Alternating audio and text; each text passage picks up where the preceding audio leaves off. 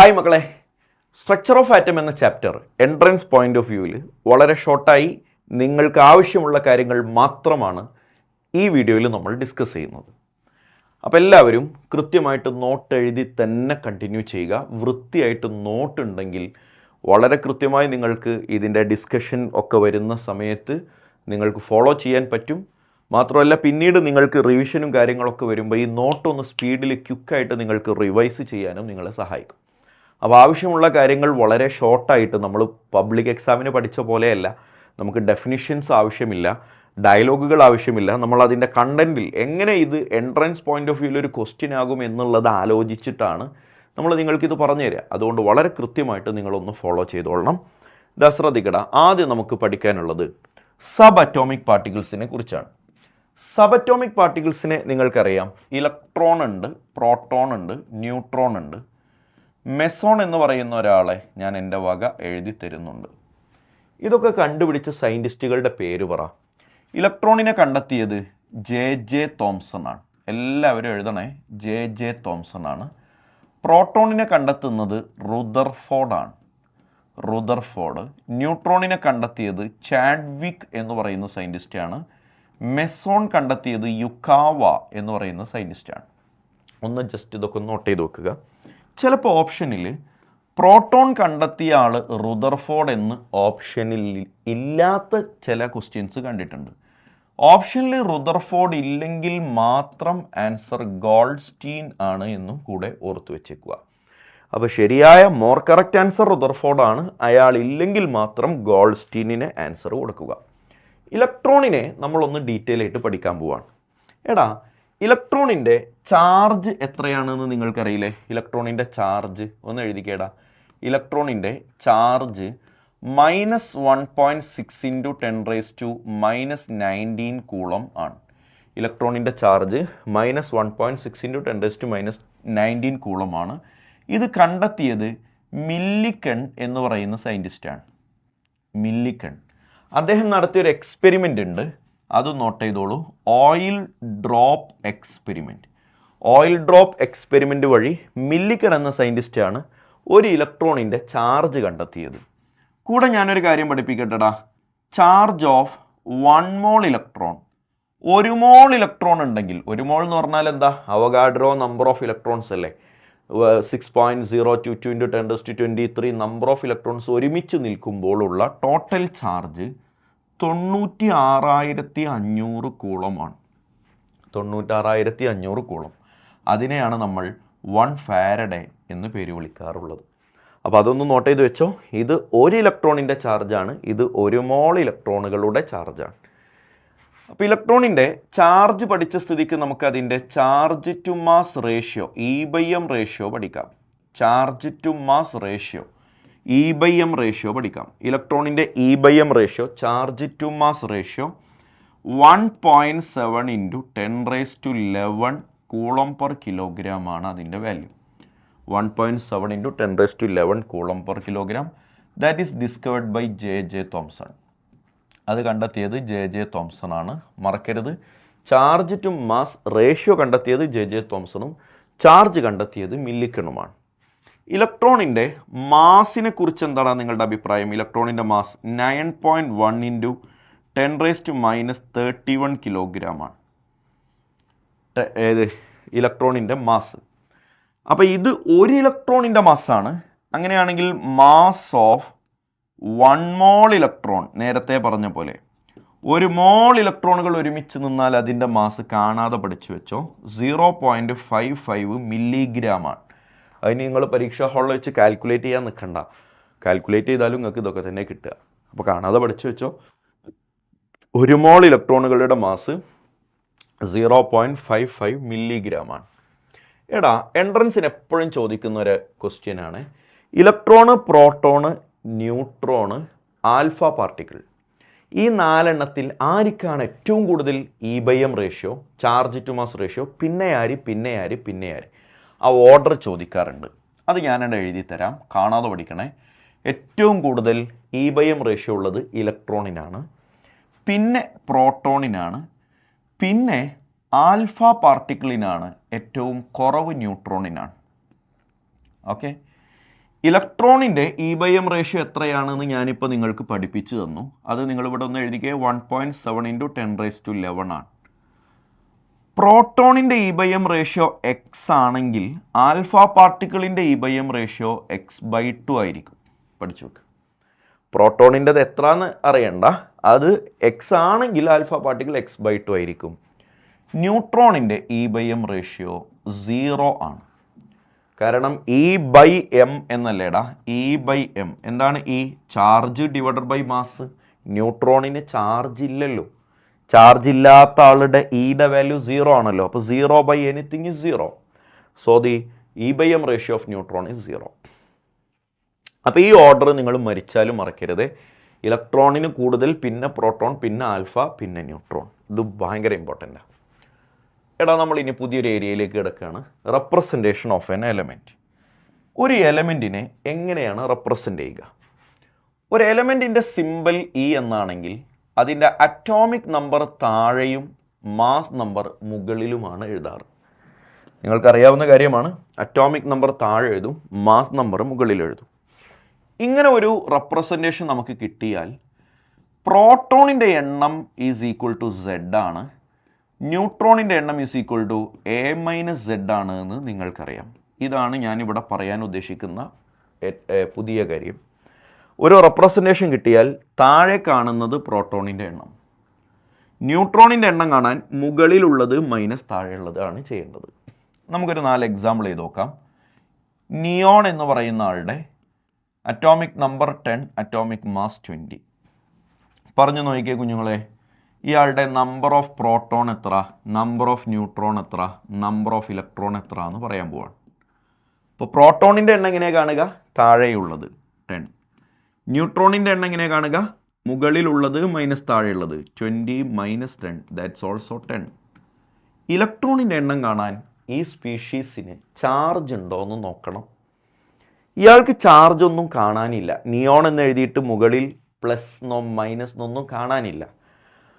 അപ്പോൾ ചാർജ് ഒന്നും ഇല്ലെങ്കിൽ ഇലക്ട്രോണിൻ്റെ എണ്ണം പ്രോട്ടോണിൻ്റെ എണ്ണത്തിന് ഈക്വലാണ്. പ്രോട്ടോണിൻ്റെ എണ്ണം 10 ആണ്, അതിന് ഈക്വലാണ് എന്നർത്ഥം. ഇലക്ട്രോണും പ്രോട്ടോണും ഈക്വലായി വരുമ്പോഴാണ് ആ സ്പീഷീസിന് ചാർജ് ഒന്നും ഇല്ലാതാകുന്നത്. എടാ, അടുത്തതായിട്ട് ഞാൻ നിങ്ങളോട് പറയുന്നത് ഓക്സൈഡ് അയോൺ ആണ്. ഓക്സൈഡ് അയോൺ എന്നേ ചിലപ്പോൾ ക്വസ്റ്റ്യനിൽ ഉണ്ടാകുള്ളൂ. ആരാന്നറിയണം. O2- ആണ്. ഓക്സിജൻ്റെ അറ്റോമിക് നമ്പർ 8ഉം മാസ് നമ്പർ 16ഉമാണ്. നിങ്ങളൊന്ന് ചെയ്തു നോക്കിക്കേ. വീഡിയോ ഒന്ന് പോസ് ചെയ്തിട്ട് നിങ്ങളൊന്ന് ചെയ്തു നോക്കിക്കേ. നമ്പർ ഓഫ് പ്രോട്ടോൺ എത്ര? താഴെയുള്ളത് 8. നമ്പർ ഓഫ് ന്യൂട്രോൺ എത്ര? മുകളിലുള്ളത് മൈനസ് താഴെയുള്ളത് 16 - 8, that's also 8. Number of electron എത്ര? ചാർജ് ഉണ്ടോ നോക്കണം. നോക്കിയപ്പോൾ ചാർജ് ഉണ്ട്. 2 നെഗറ്റീവ് ചാർജ് കാണാനുണ്ട്. അതിനർത്ഥം ഇവിടെ പ്രോട്ടോണിൻ്റെ എണ്ണത്തേക്കാൾ ഇലക്ട്രോൺസ് 2 എണ്ണം കൂടുതലാണ് എന്നാണ് അർത്ഥം. നെഗറ്റീവ് ചാർജ് വന്നാൽ ഇലക്ട്രോണിൻ്റെ എണ്ണം കൂടുതലാണ്, പോസിറ്റീവ് ചാർജ് വന്നാൽ ഇലക്ട്രോണിൻ്റെ എണ്ണം കുറവാണ്.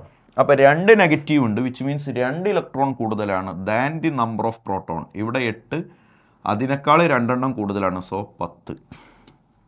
ഇങ്ങനെ നിങ്ങൾ പഠിക്കേണ്ട അടുത്തൊരാളാണടാ നൈട്രൈഡ് അയോൺ. നൈട്രൈഡ് അയോണിനെ അറിയില്ലെങ്കിൽ അത് പഠിക്കണം. നൈട്രൈഡ് അയോൺ എന്ന് പറഞ്ഞാൽ N3- ആണ്, 714 ആണ്. നൈട്രജൻ്റെ അറ്റോമിക് നമ്പർ 7 ആണെന്നും മാസ് നമ്പർ 14 ആണെന്നൊക്കെ നിങ്ങൾക്കറിയാം. നൈട്രൈഡ് അയോൺ ആകുമ്പോൾ ഒരു 3- ചാർജ് കൂടെ എക്സ്ട്രാ ഉണ്ട് എന്നുള്ളത് ഓർത്ത് വെച്ചേക്കുക. പെട്ടെന്ന് പറ. Number of proton 7, number of neutron 7, number of electron 10. നിങ്ങൾക്ക് കിട്ടിയിട്ടുണ്ടെന്ന് വിചാരിക്കുന്നു. താഴെയുള്ളതാണ് നമ്പർ ഓഫ് പ്രോട്ടോൺ, മുകളിലുള്ളത് മൈനസ് താഴെയുള്ളതാണ് നമ്പർ ഓഫ് ന്യൂട്രോൺ. ചാർജ് ഉണ്ടോ എന്ന് നോക്കി. 3 നെഗറ്റീവ് ചാർജ് ഉണ്ട്, വിച്ച് മീൻസ് ഇലക്ട്രോണിൻ്റെ എണ്ണം പ്രോട്ടോണിൻ്റെ എണ്ണത്തേക്കാൾ 3 എണ്ണം കൂടുതലാണ്, സോ 10. നിങ്ങൾ ഒറ്റക്കൊന്ന് ചെയ്ത് നോക്കിക്കേ. Sodium plus 1123. വീഡിയോ പോസ് ചെയ്യുക, ഒറ്റയ്ക്ക് ചെയ്ത് നോക്കുക. കിട്ടുന്ന ആൻസറുകൾ 11, 12, 10 എന്നായിരിക്കണം. നിങ്ങൾ ചെയ്ത് നോക്കുക. Number of proton 11, number of neutron 12, number of electron 10 എന്ന് കിട്ടണം. അതിന് വേണ്ട കാര്യങ്ങളൊക്കെ ഞാൻ പറഞ്ഞു കഴിഞ്ഞിട്ടുണ്ട്. മോനെ, ഒരു 4 ഇമ്പോർട്ടൻ്റ് ആയ വാക്കുകൾ പഠിച്ചോ. Isotope, isobar, isotone, isodiaphere. അതെന്താണെന്നും അതിൻ്റെ എക്സാമ്പിൾ ഞാൻ എഴുതി തരും. നിങ്ങൾ ആദ്യം ഒന്ന് ശ്രദ്ധിച്ച് കാണുക. ഇപ്പോൾ ആരും എഴുതണ്ട, ഞാൻ പറയാനുള്ളത് പറഞ്ഞു കഴിഞ്ഞ് അടുത്ത സ്ലൈഡിലേക്ക് പോകുന്നതിന് മുമ്പ് വീഡിയോ പോസ് ചെയ്തിട്ട് നിങ്ങൾ എഴുതിയെടുത്താൽ മതി. മോനെ, ഒരാൾ കാർബൺ 612 ആൻഡ് കാർബൺ 614 ഇവർ തമ്മിൽ ഐസോട്ടോപ്പാണ്. അപ്പോൾ എന്താ ഐസോട്ടോപ്പ് എന്ന് പറഞ്ഞാൽ കണ്ടാൽ മനസ്സിലാകും അവരുടെ എന്ത് സെയിം ആണ്. നോക്കിക്കേ, അറ്റോമിക് നമ്പർ സെയിം ആണ്, മാസ് നമ്പർ ഡിഫറൻ്റ് ആണ്. അപ്പോൾ അറ്റോമിക് നമ്പർ സെയിം ആയിട്ടുള്ള ആൾക്കാരെയാണ് നമ്മൾ ഐസോട്ടോപ്പ് എന്ന് പേര് വിളിക്കുക. അറ്റോമിക് നമ്പർ സെയിം ആയിട്ടുള്ള ആളുകളാണ് ഐസോട്ടോപ്പ്. നോക്കണേ മോനെ, എക്സാമ്പിളിൽ നിന്ന് പഠിക്കലാണ് എളുപ്പം. കാർബൺ 614 ആൻഡ് നൈട്രജൻ 714 ഈ രണ്ട് സ്പീഷീസിലെ എന്താണ് സെയിം ആയിട്ടുള്ളത്? അറ്റോമിക് നമ്പർ സെയിം അല്ല, 6ഉം 7ഉമാണ്, പക്ഷെ മാസ് നമ്പർ സെയിം ആണ്. അങ്ങനെ മാസ് നമ്പർ സെയിം ആയിട്ടുള്ള ആളുകളെയാണ് നമ്മൾ ഐസോബാർ എന്ന് പേര് വിളിക്കുക. അത് രണ്ടും നിങ്ങൾക്ക് അറിയാമായിരിക്കും, ഐസോട്ടോപ്പും ഐസോബാറും. അറ്റോമിക് നമ്പർ സെയിം ആണെങ്കിൽ ഐസോട്ടോപ്പ്, മാസ് നമ്പർ സെയിം ആണെങ്കിൽ ഐസോബാർ. എടാ, കാർബൺ 613 ഉണ്ട്, നൈട്രജൻ 714 ഉണ്ട്. നിങ്ങളൊന്ന് പറഞ്ഞേ, ഇതിൽ അറ്റോമിക് നമ്പർ ആണോ സെയിം, മാസ് നമ്പർ ആണോ സെയിം? രണ്ടും സെയിം അല്ല. അറ്റോമിക് നമ്പറും സെയിം അല്ല, മാസ് നമ്പറും സെയിം അല്ല. ഇനി ഇതിലെന്താ സെയിം? എടാ, ഇതിലുള്ള നമ്പർ ഓഫ് ന്യൂട്രോൺ എടുത്തേ. നമ്പർ ഓഫ് ന്യൂട്രോൺ എങ്ങനെ കാണുകയെന്ന് ഞാൻ പഠിപ്പിച്ചു തന്നു. മുകളിലുള്ളത് മൈനസ് താഴെയുള്ളത്. അപ്പോൾ ഇവിടെ എത്രയാ? 13 - 6 7. ഇവിടെ എത്രയാ? 14 - 7 ദാറ്റ്സ് ഓൾസോ 7. അപ്പോൾ ഈ സ്പീഷീസിലും ന്യൂട്രോണുകളുടെ എണ്ണം സെയിം ആണ്. അങ്ങനത്തെവനെയാണ് നമ്മൾ ഐസോട്ടോൺ എന്ന് പേര് വിളിക്കുക. അപ്പോൾ ഐസോട്ടോൺ ആരാടാ? സെയിം നമ്പർ ഓഫ് ന്യൂട്രോൺ ഉള്ളവനാണ് isotone. Same number of neutron ഉള്ളവനാണ് ഐസോട്ടോൺ. ഐസോഡയാഫറിനെ ഞാനൊന്ന് ഡീറ്റെയിൽ ആയിട്ട് സംസാരിക്കാൻ ഇങ്ങോട്ട് മാറ്റി എഴുതുന്നുണ്ട്. ഐസോഡയാഫർ ഞാനൊരു എക്സാമ്പിൾ വെറുതെ എഴുതുകയാണേ, ഒരു ജനറൽ എക്സാമ്പിൾ റെപ്രസെൻ്റ് ചെയ്യുകയാണേ. എല്ലാവരും ശ്രദ്ധിച്ചോളൂ. ഒരു എക്സ് എന്ന് പറയുന്ന ഒരു ആറ്റം, അത് 1022 ആണ് അതിൻ്റെ അറ്റോമിക് നമ്പർ, മാസ് നമ്പർ എന്ന് വെറുതെ വിചാരിക്കുക. വൈ എന്ന് പറയുന്ന ആറ്റത്തിന് 1124 ആണെന്നും വിചാരിക്കുക. കുഞ്ഞുങ്ങളെ, ഇവർ രണ്ട് പേരും തമ്മിൽ ഐസോഡയാഫറാണ്. അപ്പോൾ എന്താ ഐസോഡയാഫർ എന്ന് ഞാൻ പറയുകയാണേ കുഞ്ഞെ, അറ്റോമിക് നമ്പർ സെയിം ആണോ? അല്ല. മാസ് നമ്പർ സെയിം ആണോ? അല്ല. നമ്പർ ഓഫ് ന്യൂട്രോൺ സെയിം ആണോ? 22 - 10 12, 14 - 11 13, രണ്ടും സെയിം അല്ല. അപ്പോൾ അറ്റോമിക് നമ്പറോ മാസ് നമ്പറോ നമ്പർ ഓഫ് ന്യൂട്രോണോ സെയിം അല്ല. ഐസോട്ടോപ്പോ ഐസോബാറോ ഐസോട്ടോണോ അല്ല. പിന്നെ എന്താണ് ഇവിടെ സെയിം? അതിന് ഞാൻ ഈ പറയുന്ന കാൽക്കുലേഷൻ നിങ്ങളൊന്ന് ചെയ്യണം. A-2Z ചെയ്ത് നോക്കണം. A-2Z ചെയ്താൽ കിട്ടുന്ന വാല്യൂവിനെ നമ്മൾ ഐസോട്ടോപ്പിക് വാല്യൂ എന്നാണ് പേര് വിളിക്കുക. എന്താ പേര് വിളിക്കുക? Isotopic value. ഐസോട്ടോപ്പിക് വാല്യൂ എന്നുള്ളത് ഐസോട്ടോപ്പുമായിട്ട് ഒരു ബന്ധവും ഇല്ല കേട്ടോ. ഐസോട്ടോപ്പിക് വാല്യൂ എന്നാണ് പേര് വിളിക്കുക. എന്താ ചെയ്യേണ്ടത്? A-2Z. അത് നമുക്ക് ഇവിടെ ചെയ്ത് നോക്കിയാലോ. ഇതിൻ്റെ isotopic value A എത്രയാടാ? 22 - 2Z. Z ഇതല്ലേ, അതിൻ്റെ ഡബിൾ കുറക്കണം. 22 - 20 ദാറ്റ് ഈസ് ഈക്വൽ ടു 2. അപ്പോൾ ഈ എലമെൻറ്റിൻ്റെ ഐസോട്ടോപ്പിക് വാല്യൂ 2 ആണ്. അത് നമുക്കിവിടെ ചെയ്ത് നോക്കാം. 24 - ഇതിൻ്റെ ഡബിൾ 22 ദാറ്റ്സ് ഓൾസോ 2. ഇയാളുടെ ഐസോട്ടോപ്പിക് വാല്യൂവും 2 ആണ്. അപ്പോൾ A-2Z എന്ന കാൽക്കുലേഷൻ ഈ രണ്ട് പേർക്കും സെയിം ആണെങ്കിൽ അവരെയാണ് നമ്മൾ ഐസോഡയാഫർ എന്ന് പേര് വിളിക്കുക. അപ്പോൾ ആരാ ഐസോഡയാഫർ? അവർക്ക് സെയിം ഐസോട്ടോപ്പിക് വാല്യൂ ആണെങ്കിൽ അതിന് വിളിക്കുന്ന പേരാണ് ഐസോഡയാഫർ. എങ്ങനെയാണ് ഐസോട്ടോപ്പിക് വാല്യൂ കാണുക? A-2Z. ഡീലാണല്ലോ. അപ്പോൾ ഐസോട്ടോപ്പ് എന്താ, ഐസോബാർ എന്താ, ഐസോട്ടോൺ എന്താ, ഐസോഡയാഫർ എന്താ എന്നെല്ലാം ഞാൻ നിങ്ങൾക്ക് എക്സ്പ്ലെയിൻ ചെയ്തു. എടാ, NCERT-യിൽ വളരെ ഡീറ്റെയിൽ ആയിട്ട് പ്രധാനപ്പെട്ട അറ്റോമിക് മോഡലുകളൊക്കെ ഡിസ്കസ് ചെയ്യുന്നുണ്ട്. ഇൻഡെപ്ത് അതിലെ ഡയലോഗുകളൊന്നും നമ്മൾ ഇനി കാണാതെ പഠിക്കേണ്ടതില്ല. OMR-ൻ്റെ പുറകിൽ റുദർഫോർഡിൻ്റെ എക്സ്പെരിമെൻറ്റ് വരക്കുമെന്നൊന്നും ക്വസ്റ്റ്യൻ ഉണ്ടാവില്ല. അപ്പോൾ നമുക്ക് പഠിക്കാനുള്ള രണ്ടാളുകൾ, ഒന്ന് തോംസണിൻ്റെ അറ്റോമിക് മോഡലാണ്. ഈ തോംസണിൻ്റെ അറ്റോമിക് മോഡലിനെ വിളിക്കുന്ന മറ്റു കുറച്ച് പേരുകൾ കൂടി ഒന്ന് നോട്ട് ചെയ്താൽ നമുക്ക് അടുത്തയിലേക്ക് പോകാം. സിമ്പിളാണ്. വാട്ടർമെലൺ മോഡൽ നിങ്ങൾ കേട്ടിട്ടുണ്ടാകും, ഞാൻ എഴുതുന്നില്ല. പ്ലം പുഡിംഗ് മോഡൽ, അതുപോലെ റൈസിൻ പുഡിംഗ് മോഡൽ. ഈ 3 പേരുകളല്ലേടാ തോംസന്റെ അറ്റോമിക് മോഡലിനുള്ളത്. Raisin pudding model, plum pudding model, watermelon model. തീറ്റയുമായി ബന്ധപ്പെട്ടതൊക്കെ തോംസണിൻ്റേതാണെന്ന് ഓർത്ത് വെച്ചേക്കുക. അത് കഴിഞ്ഞു. അടുത്ത റുദർഫോർഡാണ്. ഈ റുദർഫോർഡിൻ്റെ അറ്റോമിക് മോഡലിൽ റുദർഫോർഡ് ഈ അറ്റോമിക് മോഡൽ ഉണ്ടാക്കാൻ അദ്ദേഹത്തെ സഹായിച്ചത് ആൽഫാറേ സ്കാറ്ററിംഗ് എക്സ്പെരിമെൻ്റ് ആണ്. ആ പേര് നോട്ട് ചെയ്ത് വെച്ചോ. Alpha ray scattering experiment or gold foil experiment.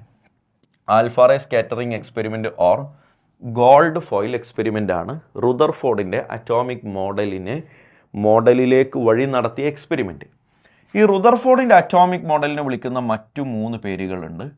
അതിനെ പ്ലാനറ്ററി മോഡൽ എന്ന് പേര് വിളിക്കും, അതുപോലെ സോളാർ സിസ്റ്റം മോഡൽ എന്നും പേര് വിളിക്കും, അതുപോലെ ന്യൂക്ലിയർ മോഡൽ എന്നും പേര് വിളിക്കും. അപ്പോൾ ഈ 3 പേരുകളൊക്കെ ഒന്ന് നോട്ട് ചെയ്ത് വെച്ചോ.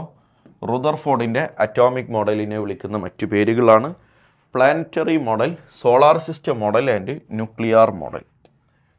റുദർഫോർഡിൻ്റെ അറ്റോമിക് മോഡലുമായി ബന്ധപ്പെട്ട് നമുക്ക് കുറച്ച് ഇമ്പോർട്ടൻ്റ് ആയിട്ടുള്ള ഡയലോഗുകൾ പഠിക്കാനുണ്ട്. ഡയലോഗല്ല, കുറച്ച് കാര്യങ്ങൾ അറിയാനുണ്ട്. റുദർഫോർഡിൻ്റെ അറ്റോമിക് മോഡലിൽ അദ്ദേഹം പറയുന്നത് electrons revolving around nucleus in circular path called orbit. Orbital അല്ല, ഓർബിറ്റ്. ഫസ്റ്റ് പോയിന്റ് എഴുതൂ. ഇലക്ട്രോൺസ് ഒരു ആറ്റത്തിനുള്ളിൽ കാണപ്പെടുന്നത് എവിടെയാണ്? ഓർബിറ്റ് എന്ന് പേരുള്ള സർക്കുലർ പാത്തിലാണ്. അപ്പം നിങ്ങൾ ചിത്രം മാത്രമൊക്കെ വരച്ചാൽ മതി കേട്ടോ. ഒരു ന്യൂക്ലിയസ് ഉണ്ടാകും, ഒരു സർക്കുലർ പാത്ത് ഉണ്ട്, അതിലാണ് ഇലക്ട്രോൺ ഉള്ളത്. ആ സർക്കുലർ പാത്തിനെ വിളിക്കുന്ന പേരാണ് ഓർബിറ്റ്. ഈ ചിത്രം വരച്ചാൽ മതി, അല്ലാതെ ഡയലോഗ് നീട്ടിപ്പരത്തി പറയണ്ട. Circular path called orbit. റുദർഫോർഡാണ് ആദ്യമായി ന്യൂക്ലിയസ് കണ്ടെത്തിയ ആൾ. പഠിച്ചു വെച്ചോ. റുദർഫോർഡാണ് ആദ്യമായിട്ട് എന്ത് കണ്ടെത്തിയത്? ന്യൂക്ലിയസിനെ കണ്ടെത്തിയ ആൾ റുദർഫോർഡാണ്. റുദർഫോർഡിൻ്റെ അടുത്തൊരു പ്രത്യേകത, അദ്ദേഹത്തിൻ്റെ ന്യൂക്ലിയസിൻ്റെ സൈസ് വളരെ സ്മോൾ ആണെന്ന് അദ്ദേഹം പറഞ്ഞിട്ടുണ്ട്. Size of nucleus is very small. ന്യൂക്ലിയസിൻ്റെ സൈസ് വളരെ സ്മോൾ ആണെന്ന് അദ്ദേഹം പറഞ്ഞിട്ടുണ്ട്. പിന്നെ അവിടെ ഓർത്തു വെക്കേണ്ട ഒരു കാര്യം, സൈസ് ഓഫ് ആറ്റം എത്രയാണ്, അതുപോലെ സൈസ് ഓഫ് ന്യൂക്ലിയസ് എത്രയാണ് എന്നുള്ള 2 വാല്യൂ പഠിക്കലാണ്. ആറ്റത്തിൻ്റെ സൈസ് 10⁻⁻10 മീറ്ററും ന്യൂക്ലിയസിൻ്റേത് 10⁻⁻15 മീറ്ററുമാണ്. ഒന്ന് ഓർത്ത് വെച്ചേക്ക്. ഈ പോയിന്റുകളൊക്കെ ഒന്ന് ഓർത്ത് വെച്ചേക്കുക. റുദർഫോർഡ് പറഞ്ഞ കുറച്ച് കാര്യങ്ങളാണ് നമ്മളിത് ഇവിടെ എഴുതി വെച്ചിട്ടുള്ളത്. എൻട്രൻസ് പോയിന്റ് ഓഫ് വ്യൂവിൽ നമുക്ക് ആവശ്യമുള്ള കാര്യങ്ങളാണ് ഈ എഴുതി തന്നേക്കുന്നത്. കുഞ്ഞുങ്ങളെ, റുദർഫോർഡിൻ്റെ ഡ്രോബാക്ക് പഠിക്കൽ ഫർളാണ്. റുദർഫോർഡിന് ആറ്റത്തിൻ്റെ സ്റ്റെബിലിറ്റിയെക്കുറിച്ച് സംസാരിക്കാൻ പറ്റിയില്ല. He couldn't explain stability of atom. റുദർഫോർഡിന് ഇലക്ട്രോണിൻ്റെ എനർജികളെക്കുറിച്ച് സംസാരിക്കാൻ പറ്റിയില്ല. He couldn't explain energy of electron. റുദർഫോർഡിന് സ്റ്റാർക്ക് എഫക്റ്റ് എന്താണെന്നും സീമൻ എഫക്റ്റ് എന്താണെന്നും എക്സ്പ്ലെയിൻ ചെയ്യാൻ പറ്റിയില്ല. 3-4 ഡിമെറിറ്റുകൾ. അപ്പോൾ stability of atom, energy of electron, Stark effect, Zeeman effect, ഈ 4 എണ്ണം എക്സ്പ്ലെയിൻ ചെയ്യാൻ റുദർഫോർഡിന് പറ്റിയില്ല. അപ്പോൾ സ്വാഭാവികമായിട്ട് നിങ്ങളെ മനസ്സിലുണ്ടാകും, എന്താണ് sir stark effect? Stark effect എന്ന് പറഞ്ഞാൽ ഭയങ്കര സിമ്പിളാണ്. ജസ്റ്റ് ഈ പോയിന്റ് ഒന്ന് എഴുതി വെച്ചോ. Splitting of spectral lines. Splitting of spectral lines. Spectral lines in electric field. Electric ഫീൽഡിൽ സ്പെക്ട്രൽ ലൈനുകൾക്ക് സംഭവിക്കുന്ന സ്പ്ലിറ്റിംഗ് ആണ് സ്റ്റാർക്ക് എഫക്റ്റ്. എന്താണെന്ന് മനസ്സിലായോ? മനസ്സിലാവില്ല, വിട്ടേക്ക്. കാണാൻ പഠിച്ചോ. Splitting of spectral lines in electric field എന്താണെന്ന് വെച്ചാൽ പറയാൻ പറ്റണം, സ്റ്റാർക്ക് എഫക്റ്റ്. ഈ ഇലക്ട്രിക് ഫീൽഡിന് പകരം മാഗ്നറ്റിക് ഫീൽഡ് ആണെങ്കിൽ ദാറ്റ് ഈസ് സീമൻ എഫക്റ്റ്. അപ്പോൾ അടുത്ത പോയിന്റ് എഴുതുക. സീമൻ എഫക്റ്റ് ആരാണ്? Splitting of spectral lines in magnetic field ആണെങ്കിൽ സീമൻ എഫക്റ്റ്. ഓക്കെ ആണല്ലോ. അപ്പോൾ മക്കളെ, നമുക്കിനി അടുത്തതായിട്ട് പഠിക്കാനുള്ളത് ഇലക്ട്രോ മാഗ്നറ്റിക് വേവുമായി ബന്ധപ്പെട്ട ഇമ്പോർട്ടൻ്റ് ഇക്വേഷൻസ് ആണ്. ഒരു 3 ഇക്വേഷൻ, വളരെ പ്രധാനപ്പെട്ട 3 ഇക്വേഷൻ, എപ്പോഴും ക്വസ്റ്റ്യനിൽ കാണുന്ന അല്ലെങ്കിൽ മറ്റ് കോൺസെപ്റ്റുകളിൽ നമുക്ക് എപ്പോഴും ആവശ്യമുള്ള ഒരു 3 ഇക്വേഷൻ. ഇക്വേഷൻ നമ്പർ 1 നിങ്ങൾക്കറിയാം, nu is equal to c by lambda. Nu എന്ന് പറഞ്ഞാൽ എന്താണ്, സി എന്താണ്, ലാംഡ എന്താണെന്നൊക്കെ ഞാൻ പറയും. നിങ്ങൾക്ക് അറിവില്ലെങ്കിൽ നിങ്ങളത് നോട്ട് ചെയ്തോളണം. ന്യൂ എന്ന് പറഞ്ഞാൽ ഫ്രീക്വൻസിയാണ്. അറിയാത്തവർ എഴുതിയെടുക്കുക. ന്യൂ എന്ന് പറഞ്ഞാൽ ഫ്രീക്വൻസിയാണ്. ലാംഡ എന്ന് പറഞ്ഞാൽ വേവ് ലെങ്ത് ആണ്. വേവ് ലെങ്ത് ആണ്. സി എന്ന് പറഞ്ഞാൽ വെലോസിറ്റിയാണ്. വെലോസിറ്റി. എടാ, ലൈറ്റിൻ്റെ വെലോസിറ്റിയാണ് സി. ലൈറ്റ് എന്ന് പറഞ്ഞാൽ ഒരു ഇലക്ട്രോ മാഗ്നറ്റിക് വേവ് ആണ്. അപ്പോൾ ലൈറ്റ് മാത്രമല്ല, ഇലക്ട്രോ മാഗ്നറ്റിക് സ്പെക്ട്രത്തിലുള്ള എല്ലാവരും gamma ray, microwave, radio wave, infrared, ultra violet, light, ഇവർക്ക് എല്ലാവർക്കും വെലോസിറ്റി സെയിം ആണ്. ആ വെലോസിറ്റിയുടെ വാല്യൂ കോൺസ്റ്റൻ്റ് ആണ്. മറക്കാൻ പാടില്ലാത്ത value c is equal to 3 × 10⁸ metre second. അറിയാമായിരിക്കും, ലൈറ്റിൻ്റെ വെലോസിറ്റിയാണ്. ഞാൻ പറഞ്ഞു ലൈറ്റ് മാത്രമല്ല, ലൈറ്റിൻ്റെ ജ്യേഷ്ഠാനിയന്മാരെല്ലാവരും ഇലക്ട്രോ മാഗ്നറ്റിക് സ്പെക്ട്രത്തിലുള്ള എല്ലാവരും ഗാമാറേ, മൈക്രോവേവ് എല്ലാവരുടെയും വെലോസിറ്റിയുടെ വാല്യൂ 3 × 10⁸ ആണ്. രണ്ടാമത്തെ equation nu bar is equal to 1/λ എന്നതാണ്. Nu bar is equal to 1/λ. അപ്പോൾ ന്യൂ ബാർ എന്ന് പറഞ്ഞാൽ എന്താണെന്നുള്ളതാണ് ഇവിടുത്തെ പുതിയ ചർച്ച. That is wave number. ആരാമനെ? വേവ് നമ്പറാണ് nu bar. Nu bar is equal to 1/λ. മൂന്നാമത്തെ ഇക്വേഷനാണ് നിങ്ങളെപ്പോഴും കേട്ടിട്ടുണ്ടാകും, energy is equal to H nu. Energy is equal to H nu. Energy എന്ന് പറഞ്ഞാൽ എച്ച് ഇൻറ്റു ന്യൂ ആണ്. അപ്പോൾ എച്ച് എന്താണെന്നുള്ളതാണ് ഇവിടുത്തെ പുതിയ ചർച്ച. എച്ചിനെ വിളിക്കുന്ന പേര് പ്ലാങ്ക്സ് കോൺസ്റ്റൻറ്റ് എന്നാണ്. പ്ലാങ്ക്സ് കോൺസ്റ്റൻറ്റിൻ്റെ value is a constant 6.626 × 10⁻⁻34 joule second. Clear അല്ലേ? ഇവിടെ തന്നെ നമുക്കറിയാം energy is equal to hc/λ എന്ന ഇക്വേഷനും നിങ്ങൾക്ക് അറിയാം. എനർജി കാണാൻ എച്ച് ന്യൂ ഉപയോഗിക്കാം, അല്ലെങ്കിൽ hc/λ ഉപയോഗിക്കാം. കാരണം ന്യൂ എന്ന് പറഞ്ഞാൽ ഫ്രീക്വൻസി ആണല്ലോ. ഫ്രീക്വൻസി കാണാനുള്ള ഇക്വേഷൻ c/λ എന്നത് അവിടെ സബ്സ്റ്റിറ്റ്യൂട്ട് ചെയ്ത് കഴിഞ്ഞാൽ hc/λ കിട്ടും. അപ്പോൾ ക്വസ്റ്റ്യനിൽ തന്നത് ഫ്രീക്വൻസി ആണെങ്കിൽ ഇക്വേഷൻ എച്ച് ന്യൂ എന്നും, ലാംഡയാണെങ്കിൽ hc/λ എന്നും എടുക്കണം. ഞാൻ ചോദിക്കട്ടെ മോനെ, ഈ എച്ച് എന്ന് പറഞ്ഞാൽ പ്ലാങ്ക്സ് കോൺസ്റ്റൻറ്റ് ഒരു കോൺസ്റ്റൻ്റ് അല്ലേ? സി എന്ന് പറഞ്ഞാലും ഒരു കോൺസ്റ്റൻ്റ് ആണ്. അതിൻ്റെ വാല്യൂ ഞാൻ എഴുതി തന്നിട്ടുണ്ട്. അപ്പോൾ ഉറപ്പായിട്ടും എച്ച് സി എന്ന് പറയുന്നതിൻ്റെ വാല്യൂ മറ്റൊരു കോൺസ്റ്റൻ്റ് ആയിരിക്കൂലേ? എച്ചും കോൺസ്റ്റൻ്റാ, സിയും കോൺസ്റ്റൻ്റാ. അപ്പോൾ എച്ച് സിയുടെ വാല്യൂ കോൺസ്റ്റൻ്റ് ആയിരിക്കുമല്ലോ. അതെത്രയാണെന്ന് കാണാതെ പഠിച്ചു വെക്കുന്നത് നമുക്ക് കാൽക്കുലേഷൻ സിമ്പിളാക്കാൻ ഒരുപാട് സഹായിക്കും. എച്ച് സിയുടെ ടോട്ടൽ വാല്യൂ 20 × 10⁻26 ആണ്. 20 × 10⁻26 അവിടെ ഓർത്ത് വെച്ചോ. എച്ച് സിയുടെ ടോട്ടൽ വാല്യൂ 20 × 10⁻26 ആണ്. അപ്പോൾ അതൊന്ന് പ്രാക്ടീസ് ചെയ്യാൻ ഞാൻ നിങ്ങൾക്കൊരു ക്വസ്റ്റ്യൻ തരുന്നുണ്ട്. ഒരാളുടെ വേവ് ലെങ്ത് 400 നാനോമീറ്റർ ആണ് എന്ന് ക്വസ്റ്റ്യനിലുണ്ട്. അങ്ങനെയാണെങ്കിൽ അയാളുടെ എനർജി എത്ര എന്നാണ് ക്വസ്റ്റ്യൻ. ഒരാളുടെ വേവ് ലെങ്ത് 400 ആണ്, നാനോമീറ്ററിലാണ് എനർജി എത്ര?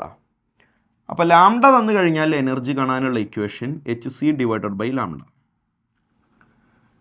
നോക്കുമോനെ, എച്ച് സിയുടെ വാല്യൂ 20 × 10⁻26 ആണ് എന്ന് കാണാതെ പഠിച്ചു വെക്കാൻ ഞാൻ ആവശ്യപ്പെട്ടു. അതല്ലാതെ പരീക്ഷാ ഹാളിൽ വെച്ച് 6.626 × 10⁻34 × 3 × 10⁸ എന്ന് നീ അവിടെ വെച്ച് കാൽക്കുലേറ്റ് ചെയ്യേണ്ട കാര്യമില്ല. അവിടുന്ന് കാൽക്കുലേറ്റ് ചെയ്താലും ഇവിടുന്ന് കാൽക്കുലേറ്റ് ചെയ്താലും അതിൻ്റെ വാല്യൂ ഇതാണ്. പിന്നെ എന്തിനാണ് നീ സമയം കളയണേ? ലാംഡ ഇവിടെ തന്നിട്ടുണ്ട് 400 നാനോമീറ്റർ ആണ്. അതിനെ മീറ്ററിലേക്ക് മാറ്റാൻ 10⁻⁹ കൊണ്ട് ഞാൻ മൾട്ടിപ്ലൈ ചെയ്തു. അപ്പോൾ ഇവിടെയുള്ള 2 0, ഇവിടെയുള്ള 10⁻⁹ അത് തമ്മിൽ ക്യാൻസൽ ചെയ്ത് പോയിട്ട് അത് 4 × 10⁻⁷ എന്ന് മാത്രമാകും. ആലോചിച്ചാൽ മനസ്സിലാവും. 2 0 പോയി 10⁻⁹ 10⁻⁷ ആയി. നോക്കിക്കേ മോനെ, 20ൽ എത്ര 4 ഉണ്ട്? 5. 10⁻26 10⁻⁷ കട്ടായി പോയാൽ 10⁻⁹. അപ്പോൾ എത്ര പെട്ടെന്നാണ് നമുക്ക് ആൻസർ കിട്ടിയത് നോക്കിയേ. ആ ആൻസർ കിട്ടാൻ നമ്മളെ സഹായിച്ചത് എച്ച് സിയുടെ വാല്യൂ നമുക്ക് കാണാതെ അറിയാം എന്നുള്ളതാണ്. അതവിടെ നിങ്ങൾ എച്ചും സിയും സെപ്പറേറ്റ് ആയിട്ട് സബ്സ്റ്റിറ്റ്യൂട്ട് ചെയ്താൽ ടൈം ഒരുപാട് പോകും. കുഞ്ഞുങ്ങളെ, ഇതിൻ്റെ കൂടെ തന്നെ ഞാനൊരു കാര്യം നിങ്ങളോട് ഓർമ്മിപ്പിക്കുകയാണ്. 2 റേഡിയേഷൻസിനെ കുറിച്ച് ക്വസ്റ്റ്യനിൽ സംസാരിക്കുന്നുണ്ടെങ്കിൽ, 2 റേഡിയേഷൻ, ഒരു ലൈറ്റ് മറ്റൊരു ലൈറ്റ്, 2 ലൈറ്റിനെ കുറിച്ച് സംസാരിക്കുന്നുണ്ടെങ്കിൽ 2 പേരുടെയും എനർജിയുടെ റേഷ്യോ ചോദിക്കും. E1/E2 is equal to ν1/ν2. ബോക്സിലാക്കി വെച്ചോ. ഒരാളുടെ ഫ്രീക്വൻസി തന്നു, രണ്ടാമൻ്റെയും ഫ്രീക്വൻസി തന്നാൽ അവരുടെ എനർജികൾ തമ്മിലുള്ള ratio E1/E2 is equal to ν1 divide by ν2 ആണ്. ക്വസ്റ്റ്യനിൽ തന്നത് ഫ്രീക്വൻസിക്ക് പകരം വേവ് ലെങ്ത് ആണെങ്കിൽ E1 by E2 is equal to λ2 divided by λ1 ആണ്. അതായത് നിങ്ങൾക്കറിയാം എനർജി ഡയറക്റ്റ്ലി പ്രൊപ്പോർഷണൽ ടു ഫ്രീക്വൻസിയാണ്, പക്ഷേ energy inversely proportional to wave length ആണ്. തൊട്ട് മുമ്പ് നമ്മളത് പഠിച്ചതാണ് അല്ലേ? ഡയറക്റ്റ്ലി പ്രൊപ്പോർഷണൽ ടു ഫ്രീക്വൻസിയാണ്, പക്ഷേ inversely proportional to wave length ആണ്. അപ്പോൾ രണ്ടാളുകളുടെ ഫ്രീക്വൻസി തന്നാൽ ഈ രണ്ടുപേരുടെയും എനർജികൾ തമ്മിലുള്ള റേഷ്യോ കാണാൻ ν1 ബൈ ν2 ചെയ്താൽ മതി. വേവ് ലെങ്ത് ആണ് തന്നതെങ്കിൽ λ2 ഡിവൈഡഡ് ബൈ λ1 ആണ് ചെയ്യേണ്ടത്. എക്സാമ്പിൾ കാണിച്ചു തരാം. എ എന്ന് പറയുന്ന ഒരാളുണ്ട്, അയാളുടെ വേവ് ലെങ്ത് 400 നാനോമീറ്റർ. ബി എന്ന് പറയുന്ന ഒരാളുണ്ട്, അയാളുടെ വേവ് ലെങ്ത് 200 നാനോമീറ്റർ. അങ്ങനെയാണെങ്കിൽ energy of A divide by energy of B എത്ര എന്നാണ് ക്വസ്റ്റ്യൻ. ഞാൻ പറഞ്ഞു ഒന്നാമൻ്റെ എനർജി ഡിവൈഡ് ബൈ രണ്ടാമൻ്റെ എനർജി കാണാൻ energy of A divide by energy of B is equal to തന്നത് വേവ് ലെങ്ത് ആയതുകൊണ്ട് ഓപ്പോസിറ്റ് എടുക്കണം, λb ഡിവൈഡ് ബൈ λa എടുക്കണം. कितना है lambda B 200 divided by 400, so the ratio is 1/2 or 1:2. അപ്പോൾ നേരെ മറിച്ച് ഇവിടെ ഫ്രീക്വൻസിയാണ് തന്നേന്നുണ്ടെങ്കിൽ ഒന്നാമൻ്റേത് ഡിവൈഡ് ബൈ രണ്ടാമൻ്റേത് തന്നെയാണ് എടുക്കേണ്ടത്. അങ്ങനെ ടൈപ്പ് ഓഫ് ക്വസ്റ്റ്യൻസ് എപ്പോഴും കാണാറുണ്ട്.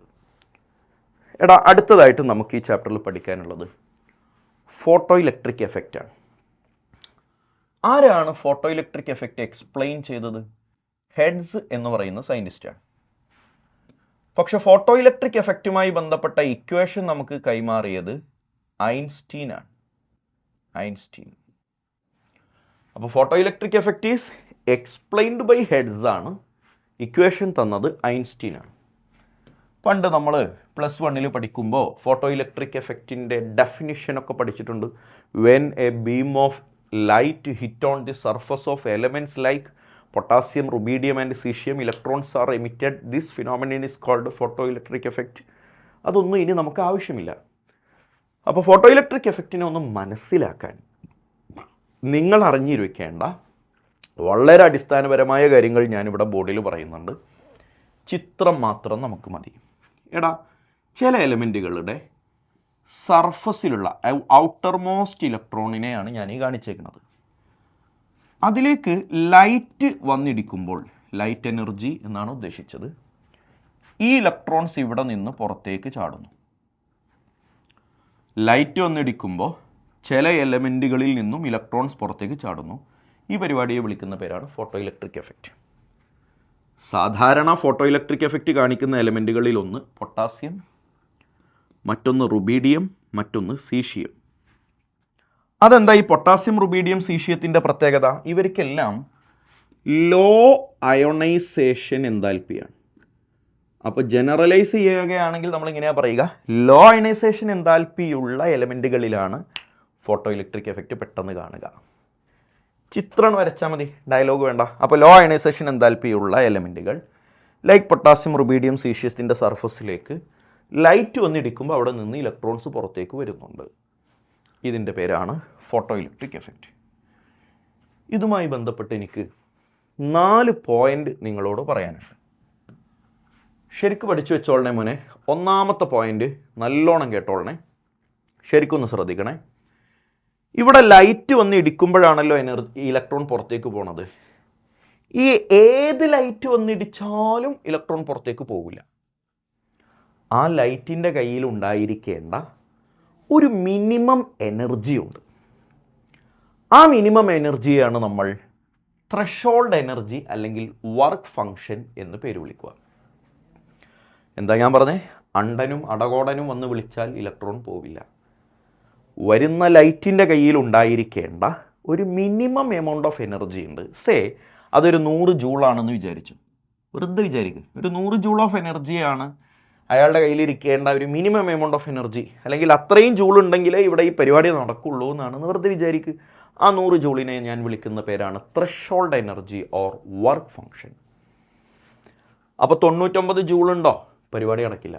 90 ആണോ? നടക്കില്ല. 99.99 റൗണ്ട് ചെയ്തിട്ട് നടക്കുമോ?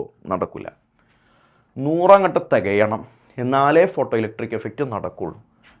അപ്പോൾ ഫസ്റ്റ് പോയിൻ്റ് അതാണ്, ഒരു minimum amount of energy is required. ഒരു minimum amount of energy is required. അതിനെ നമ്മൾ വിളിക്കുന്ന പേരാണ് വർക്ക് ഫങ്ഷൻ. എന്താ മോനെ? Work function. ഓർ അതിനെ വിളിക്കുന്ന പേരാണ് ത്രഷോൾഡ് എനർജി. നോട്ട് ചെയ്യൂ, ത്രഷോൾഡ് എനർജി. ഈ വർക്ക് ഫങ്ഷനെ W0 എന്നോ ψ0 എന്നൊക്കെ റെപ്രസെൻ്റ് ചെയ്യും. W0 ψ0 എന്നൊക്കെ റെപ്രസെൻ്റ് ചെയ്യും. ക്ലിയർ ആണല്ലോ? രണ്ടാമത്തെ പോയിന്റ് കുഞ്ഞുങ്ങളെ, എന്തൊക്കെയാണ് കഥ? ലൈറ്റ് വന്നിടിക്കുന്നു, ഇലക്ട്രോൺ പുറത്തേക്ക് വരുന്നു. ലൈറ്റിൻ്റെ കയ്യിലുണ്ടായിരിക്കേണ്ട മിനിമം എനർജി 100 വെറുതെ വിചാരിക്കും. അപ്പോൾ 100 ഉണ്ടെങ്കിൽ നടക്കും, 100ൻ്റെ മേലൊക്കെ എത്ര ഉണ്ടെങ്കിലും നടക്കും. ഒരു ലൈറ്റ് കൊണ്ടുവന്നപ്പോൾ അയാളുടെ കയ്യിലൊരു 110 ജൂൾ എനർജി ഉണ്ടെന്ന് വെറുതെ വിചാരിക്കും. ആ 110ൽ നിന്ന് 100 ജൂള് വർക്ക് ഫങ്ഷനായിട്ട് പോകും. 100 ജൂൾ വർക്ക് ഫങ്ഷൻ ആണല്ലോ, ഞാൻ പറഞ്ഞല്ലോ വർക്ക് ഫങ്ഷൻ. അപ്പോൾ മിനിമം 100 വേണം എന്നറിയാവുന്ന ലൈറ്റ് 110 ജൂൾ എനർജിയും കൊണ്ടാണ് വരണേ. അപ്പോൾ അവിടെ 100 ആർക്ക് കൊടുത്തു? ഈ എലമെൻറ്റിന് കൊടുത്തു. അത് ഈ ഇലക്ട്രോണിനെ വിട്ട് കിട്ടാനുള്ള ഒരു പൈസയായിട്ട് കൂട്ടിയാൽ മതി. ഇലക്ട്രോണിന് അവിടെ നിന്ന് കിട്ടണമെങ്കിൽ വാങ്ങാൻ അങ്ങോട്ട് കൊടുക്കേണ്ട പൈസ. അപ്പോൾ ലൈറ്റ് കൊണ്ടുവന്ന എനർജി 110ൽ നിന്ന് എത്ര പോയി? 100 പോയി. ബാക്കി എത്ര? 10 ഇല്ലേടാ. ആ ബാക്കി 10 ജൂള് ഈ പുറത്തിറങ്ങുന്ന ഇലക്ട്രോണിൻ്റെ കൈനറ്റിക് എനർജി ആയിട്ട് മാറും. പുറത്തിറങ്ങുന്ന ഇലക്ട്രോൺ അവിടെ നിന്ന് ഇറങ്ങുക പറഞ്ഞാൽ അവിടെ നിന്ന് ഇങ്ങനെയാണ് വരികയാണല്ലോ. അപ്പോൾ ഇലക്ട്രോണുകൾക്ക് ഒരു മൂവ്മെൻറ്റ് ഉണ്ടാവുമല്ലോ. ഏത് മൂവ് ചെയ്യുന്ന പാർട്ടിക്കിളിനും കൈനറ്റിക് എനർജി ഉണ്ടാകും. ഹലോ, അപ്പം ലൈറ്റ് കൊണ്ടുവന്ന 110 ജൂൾ ഇപ്പോൾ എന്തൊക്കെയായിട്ട് ചിലവായി? സം എമൗണ്ട് വർക്ക് ഫങ്ഷനായിട്ട് പോയി, ബാക്കി കൈനറ്റിക് എനർജി ആയിട്ട് പോയി. എൻ്റെ ചോദ്യം ഇതാണ്, ഈ പുറത്തിറങ്ങിയ ഇലക്ട്രോണിൻ്റെ കൈനറ്റിക് എനർജിയാണോ ലൈറ്റ് കൊണ്ടുവന്ന എനർജിയാണോ വലുത്? എപ്പോഴും ലൈറ്റ് കൊണ്ടുവന്ന എനർജി ആയിരിക്കും വലുത്. കാരണം ലൈറ്റ് കൊണ്ടുവരുന്ന എനർജിയിൽ നിന്നും കുറച്ച് വർക്ക് ഫങ്ഷൻ പിടിച്ചിട്ട് ബാക്കിയാണ് ഇലക്ട്രോണിൻ്റെ കൈനറ്റിക് എനർജി ആയിട്ട് മാറുന്നത്. അപ്പോൾ ഇവിടെ നോട്ട് ചെയ്യേണ്ട കാര്യം ഇതാണ്, എനർജി ഓഫ് ഇലക്ട്രോണിൻ്റെ എനർജി എന്ന് പറയുന്നത് എപ്പോഴും ലൈറ്റിൻ്റെ എനർജിയേക്കാൾ കുറവായിരിക്കും. ഇലക്ട്രോൺ പുറത്തേക്ക് വരുന്നതിൻ്റെ എനർജി എന്ന് പറയുന്നത് ലൈറ്റ് കൊണ്ടുവരുന്ന എനർജിയേക്കാൾ എപ്പോഴും കുറവായിരിക്കും. Energy of electron is less than energy of light, അല്ലെങ്കിൽ ഇൻസിഡൻറ്റ് ഫോട്ടോൺ, അങ്ങനെയും പറയാം. ഇൻസിഡൻറ്റ് ഫോട്ടോൺ എന്ന് പറഞ്ഞാൽ അവിടെ വന്നിടിക്കുന്ന ലൈറ്റ് എന്നാണ് അർത്ഥം. അപ്പോൾ എപ്പോഴും ഓൾവേസ് വിത്തൗട്ട് എക്സെപ്ഷൻ, അവിടെ ഒരു സ്പെഷ്യൽ കേസോ എക്സെപ്ഷനോ ചേഞ്ചോ തിരുത്തോ ഇല്ല. എപ്പോഴും ലൈറ്റ് കൊണ്ടുവരുന്ന എനർജിയേക്കാളും കുറവായിരിക്കും അവിടെ നിന്ന് പുറത്തേക്ക് ഇറങ്ങുന്ന ഇലക്ട്രോണിൻ്റെ എനർജി. എന്തുകൊണ്ട്? അതിൻ്റെ ഒരു പാർട്ട് വർക്ക് ഫങ്ഷനായിട്ട് മാറുന്നത് കൊണ്ട്. മൂന്നാമത്തെ കഥ കേൾക്കണേ മോനെ. എൻ്റെ കയ്യിൽ ഞാനിവിടെ ഒരു പൊട്ടാസ്യത്തിൻ്റെ ഒരു കഷ്ണം എടുത്തിട്ടുണ്ടെന്ന് വെറുതെ വിചാരിക്കട്ടെ. ഞാനിവിടുന്ന് ലൈറ്റ് അടിച്ചു. അപ്പോൾ ലൈറ്റ് ഇങ്ങനെ അടിക്കുന്നതിനനുസരിച്ച് പൊട്ടാസ്യത്തിൻ്റെ സർഫസിൽ നിന്ന് ഇലക്ട്രോൺസ് ഇങ്ങനെ വരും എന്നല്ലേ ഞാൻ പറഞ്ഞേ.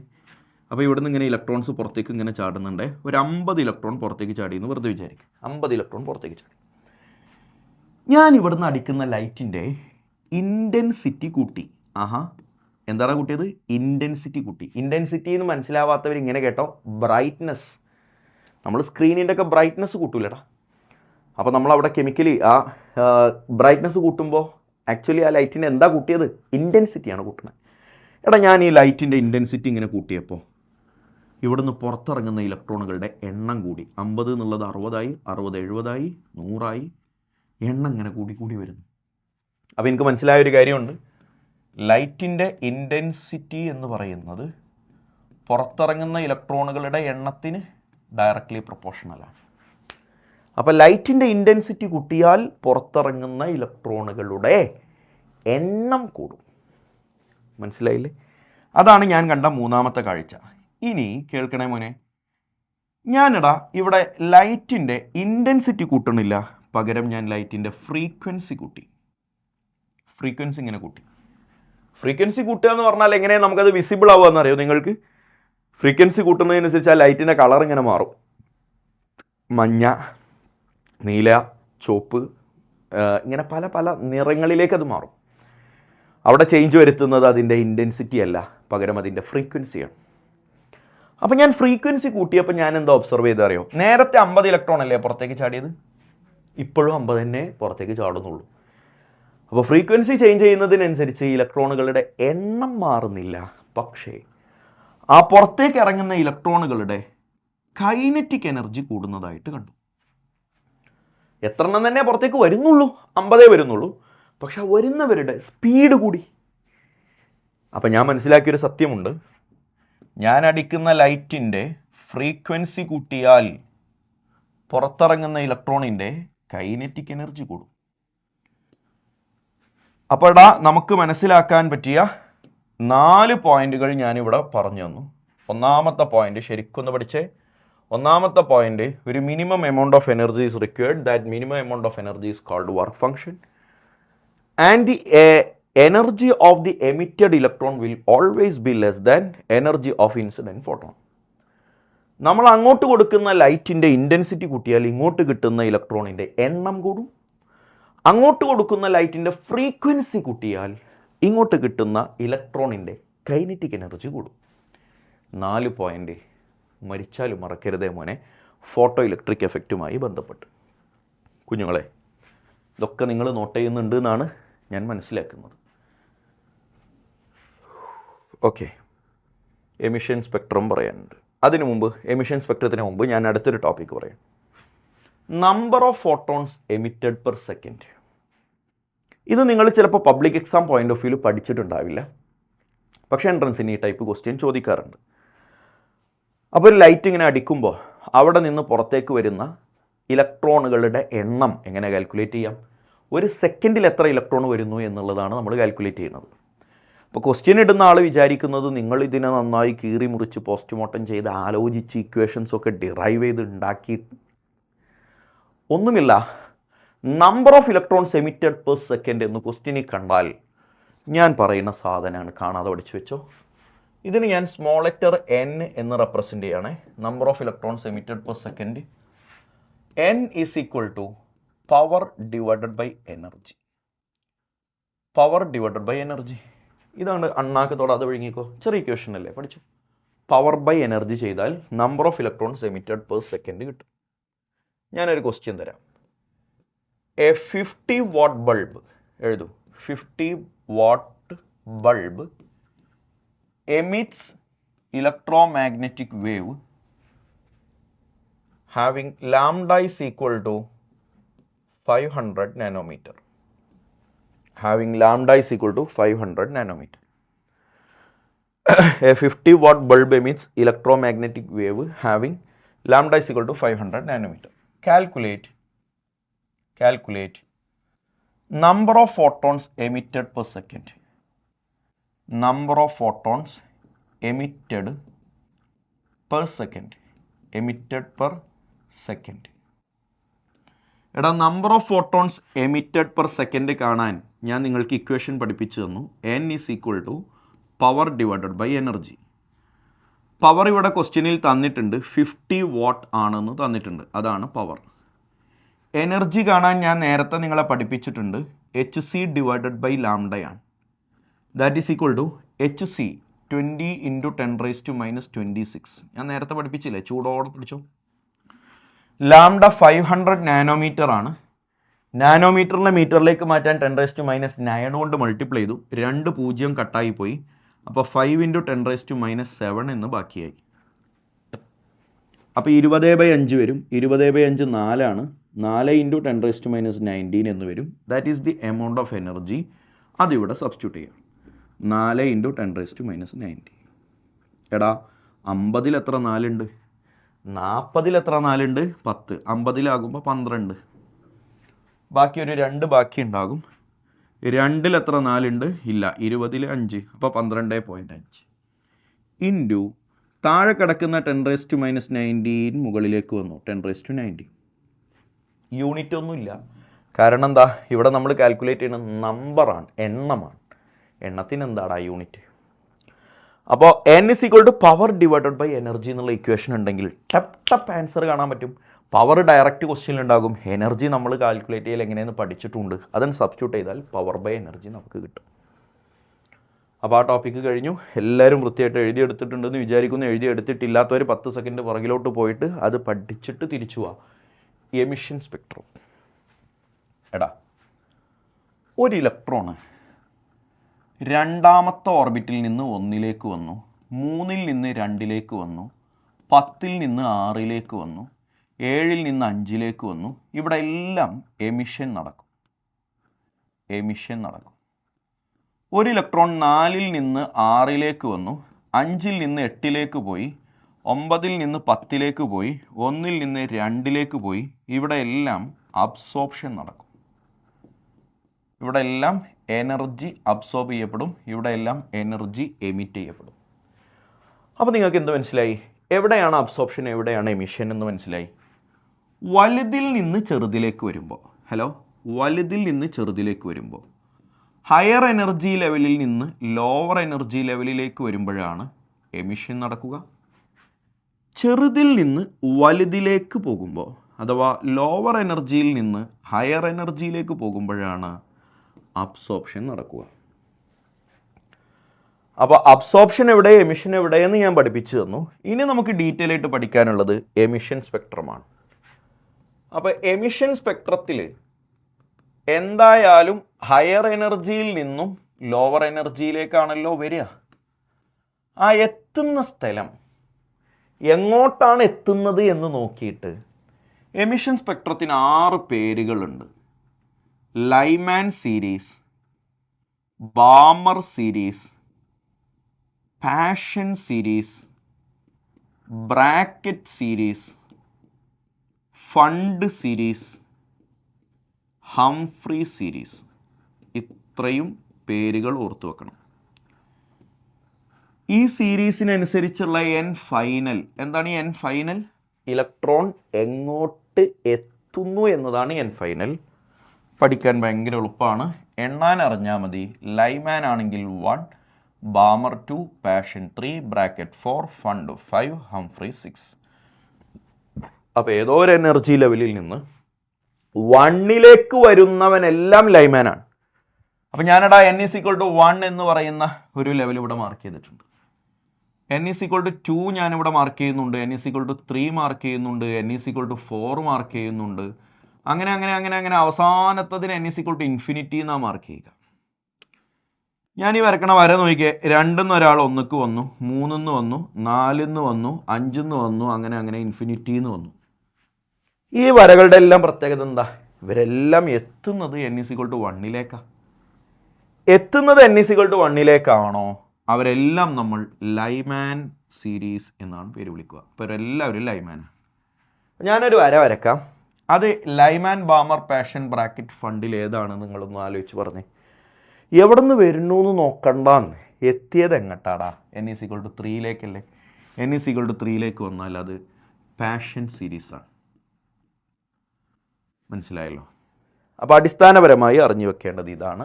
അപ്പോൾ മക്കളെ, നമുക്കിനി അടുത്തതായിട്ട് ഇതിൽ പഠിക്കാനുള്ളത് വളരെ പ്രധാനപ്പെട്ടൊരു കാര്യമാണ്. റിഡ്ബർഗ് ഇക്വേഷൻ. എഴുതും, റിഡ്ബർഗ് ഇക്വേഷൻ നിങ്ങൾ കേട്ടിട്ടുണ്ടാകും. റിഡ്ബർഗ് ഇക്വേഷൻ നിങ്ങൾ പഠിച്ചിട്ടും ഉണ്ടാകും. ഭയങ്കര ഇമ്പോർട്ടൻ്റ് ആണ്. എല്ലാവരും എൻ്റെ കൂടെ എഴുതിക്കോ. Nu bar = RH into Z² into 1/n final square minus 1/n initial square. കാണാതെ പഠിക്കൂ. Nu bar RH into Z² into 1/n final square minus 1/n initial square. RH-ന് നമുക്ക് റിഡ്ബർഗ് കോൺസ്റ്റൻറ്റ് എന്ന് പേര് വിളിക്കാം. Rydberg constant. RH-ൻ്റെ വാല്യൂ മസ്റ്റ് ട്രൈ ഐറ്റമാണ് 109677 centimetre inverse. പഠിക്കൽ മസ്റ്റാണ്. Z എന്ന് പറഞ്ഞാൽ അറ്റോമിക് നമ്പർ ആണെന്ന് നിങ്ങൾക്കറിയാം. Atomic number. ഇപ്പോൾ ഹൈഡ്രജൻ ആണെങ്കിൽ Z1, ഹീലിയം ആണെങ്കിൽ Z2, ലിഥിയം ആണെങ്കിൽ Z3, അങ്ങനെ പോകും.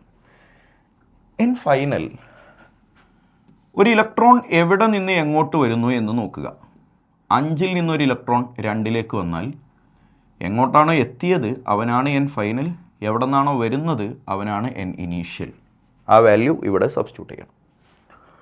ക്വസ്റ്റ്യൻ ചെയ്ത് തന്നെ പഠിപ്പിച്ചു തരാം. കുഞ്ഞുങ്ങളെ ഒരു question പിടിച്ചോളൂ. An electron transmits from എഴുതിക്കോ.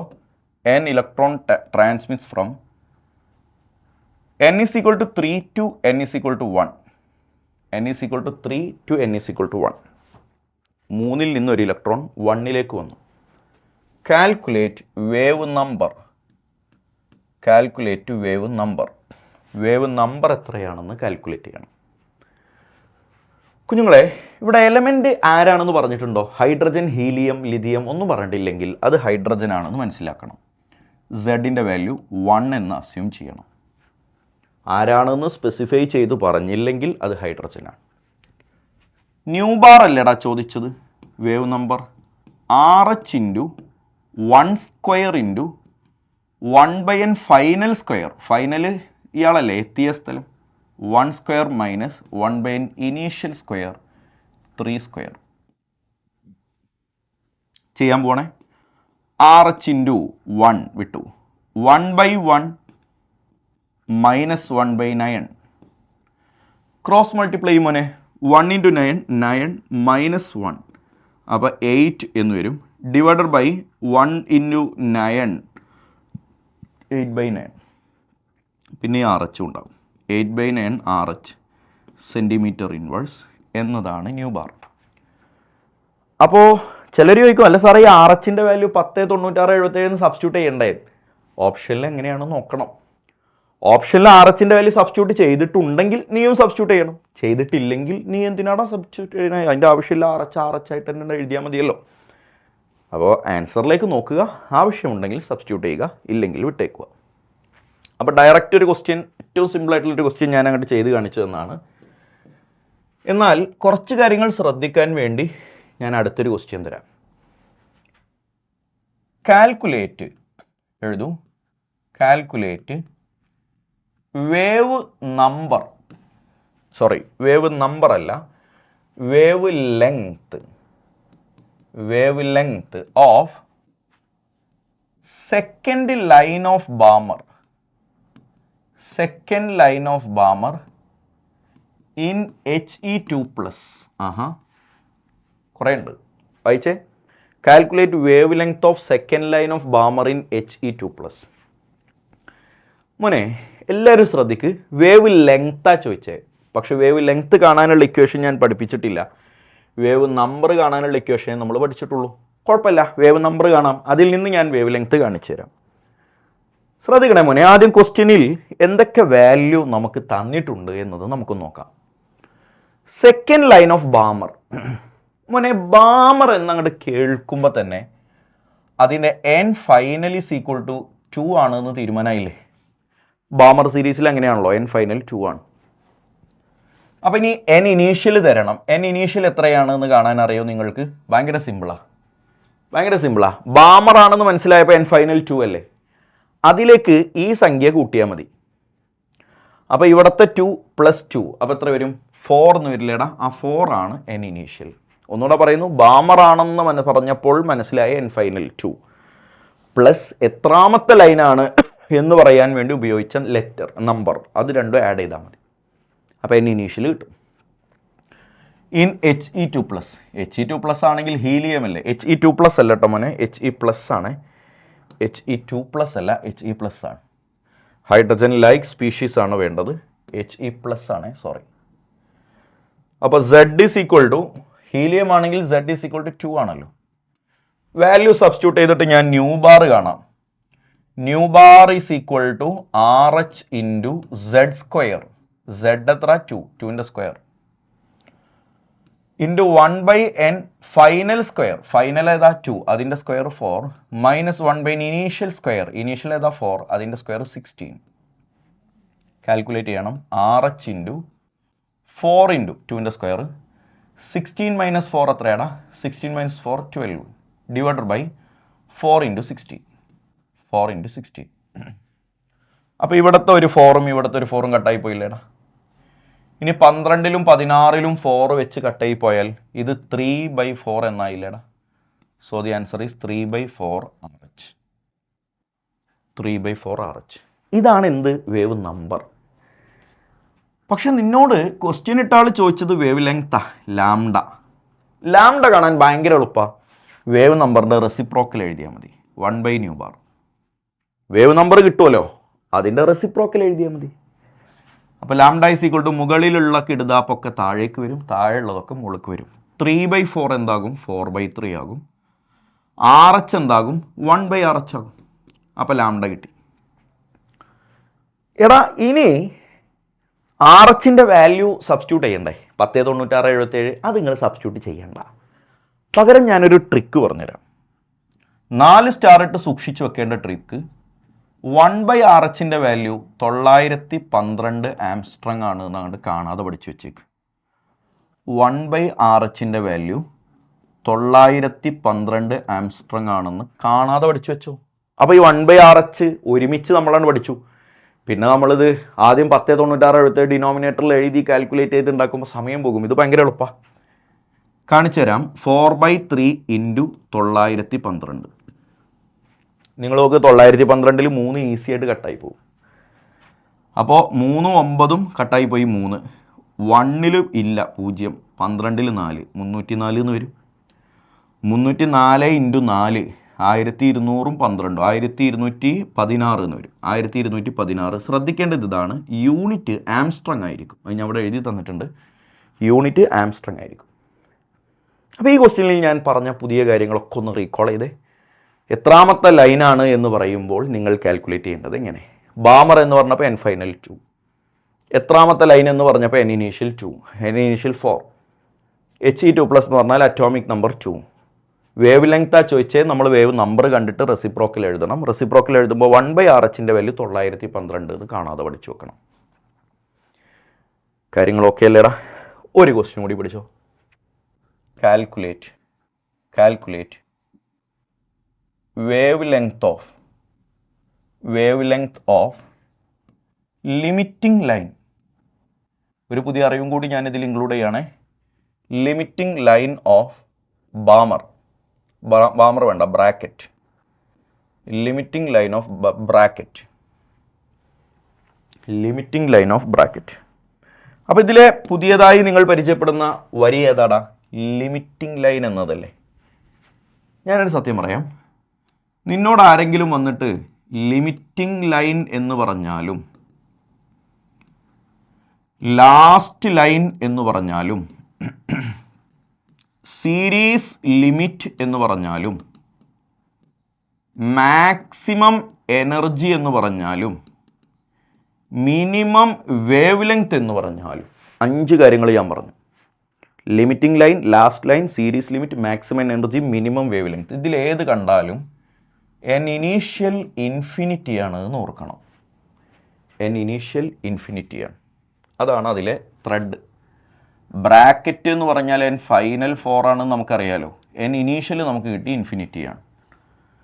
Then nu bar is equal to RH into സെഡിനെ പറ്റി സംസാരമില്ലാത്തതുകൊണ്ട് 1 ആയിട്ട് എടുത്തു. 1/n ഫൈനൽ സ്ക്വയർ, ഫൈനൽ 4 ആണ്, അതിൻ്റെ square 16 minus 1/n initial infinity square.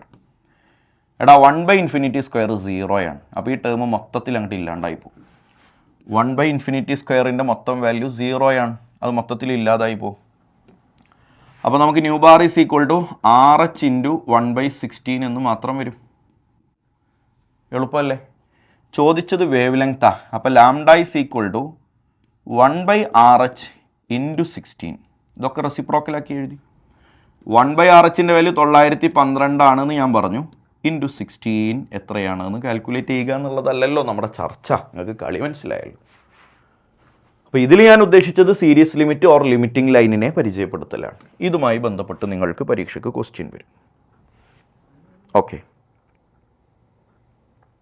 അപ്പോൾ നമ്മൾ എമിഷൻ സ്പെക്ട്രം പഠിച്ചു. ഇനി നമുക്ക് ബോറിൻ്റെ അറ്റോമിക് മോഡൽ പഠിക്കാം.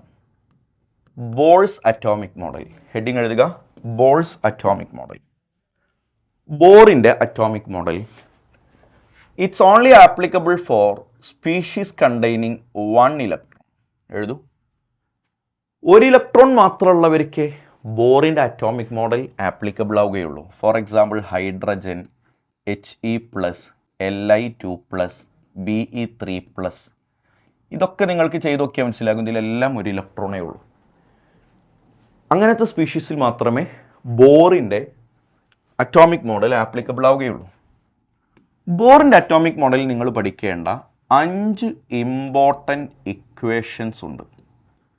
5 ഇമ്പോർട്ടൻറ്റ് ഇക്വേഷൻസ് വളരെ മസ്റ്റ്. ഒന്നാമത്തെയും രണ്ടാമത്തെയും മൂന്നാമത്തെയും ഇക്വേഷൻ എനർജി കാണാനാണ്.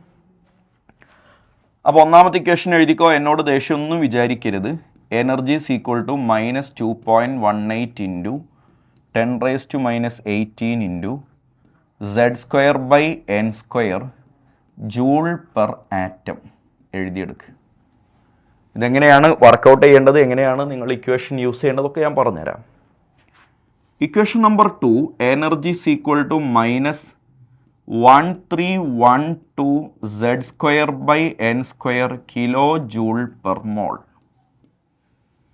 മൂന്നാമത്തെ equation energy is equal to -13.6 Z²/n² electron volt per atom. ഈ 3 ഇക്വേഷൻസ് ഒന്ന് കാണാൻ പഠിക്കുക. എന്താണ് Z, എന്താണ് N എന്നൊക്കെ ഞാൻ ക്വസ്റ്റ്യൻ വരുമ്പോൾ നിങ്ങൾക്ക് കാണിച്ചു തരാം. നാലാമത്തെ ഇക്വേഷൻ, ഞാനൊന്ന് മാറി നിൽക്കുന്നുണ്ട്, വീഡിയോ ഒന്ന് പോസ് ചെയ്തിട്ട് ഇക്വേഷൻ എഴുതിയെടുക്കുക. Radius is equal to 52.9 n²/z picometre. യൂണിറ്റുകൾ ശ്രദ്ധിക്കണം. അഞ്ചാമത്തെ equation L angular momentum is equal to NH/2π. NH/2π. ഞാൻ ക്വസ്റ്റ്യൻ ചെയ്ത് കാണിച്ചു തരാം. എല്ലാവരും ക്വസ്റ്റ്യൻ എഴുതി.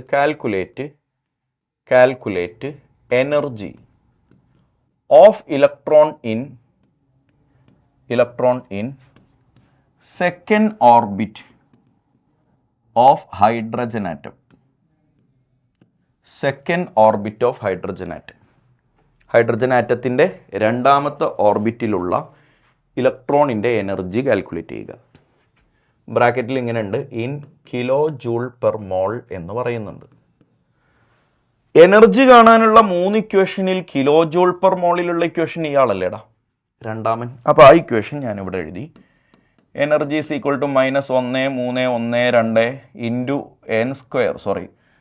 Z²/n² kilo joule per mole. അങ്ങനെയല്ലേടാ നമ്മൾ കണ്ടേ, Z²/n². Z എന്താ? Atomic number. ഹൈഡ്രജൻ എന്ന് പറഞ്ഞാൽ Z ഈസ് ഈക്വൽ ടു 1 അല്ലേ? Atomic number 1. N എന്താ? എത്രാമത്തെ ഓർബിറ്റാണ്? രണ്ടാമത്തെ ഓർബിറ്റാണെന്ന് എടുത്ത് പറയുന്നില്ലേ? അപ്പോൾ N ഈസ് ഈക്വൽ ടു 2. ആ വാല്യൂ നേരെ കൊടുത്താൽ മതിയടേ. അപ്പോൾ -1312 ഇൻറ്റു 1² / 2². That is 1312 / 4. മനസ്സിലായില്ലേ? 13ൽ 4 3 വട്ടം, അപ്പോൾ ബാക്കി 1. 11ൽ 2 വട്ടം, ബാക്കി 3. 32ൽ 8 വട്ടം. -328 കിലോ ജൂൾ പെർ മോൾ എന്ന് കറക്റ്റ് ആൻസർ കിട്ടും. അപ്പോൾ ഇക്വേഷൻ എങ്ങനെയാണ് യൂസ് ചെയ്യേണ്ടത് എന്നാണ് ഞാനിപ്പോൾ നിങ്ങൾക്ക് പഠിപ്പിച്ചു തന്നത്. ഏതൊക്കെയാണ് കാണാതെ പഠിക്കേണ്ട ഇക്വേഷൻസ് എന്ന് ഞാൻ കൃത്യമായിട്ട് ബോർഡിൽ എഴുതിയിട്ടുണ്ട്. ഇതിലേതും ചോദിക്കാം, ശരിക്കും പഠിച്ചു വെച്ചോളൂ. അപ്പോൾ മക്കളെ, ബോറിൻ്റെ അറ്റോമിക് മോഡലുമായി ബന്ധപ്പെട്ട ചർച്ച അവിടെ അവസാനിച്ചു. ഇനി നിർബന്ധമായും അറിഞ്ഞിരിക്കേണ്ട ഒരു 2 ഇക്വേഷൻ സിമ്പിളാണ്. ഒന്ന് എഴുതൂ എൻ്റെ കൂടെ, ഹെയ്സൻബർഗ്സ് അൺസർണിറ്റി പ്രിൻസിപ്പിൾ. ഇതൊക്കെ നിങ്ങൾക്ക് ക്വസ്റ്റ്യൻസ് ഞാൻ ചെയ്ത് കാണിച്ചു തരും, അപ്പോൾ നമുക്ക് ഡീറ്റെയിൽ ആയിട്ട് ചർച്ച ചെയ്യാം.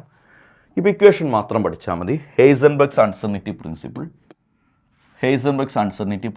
2 equation, Δx into Δp greater than or equal to h/4π. Δx into Δv greater than or equal to h/4πm. ഇതാണ് ഡിഫറൻസ്. അറിയാത്ത ടേമുകളെ പരിചയപ്പെടുത്തുന്നു, ആവശ്യക്കാരെ എഴുതിയെടുക്കുക. Δx uncertainty in position.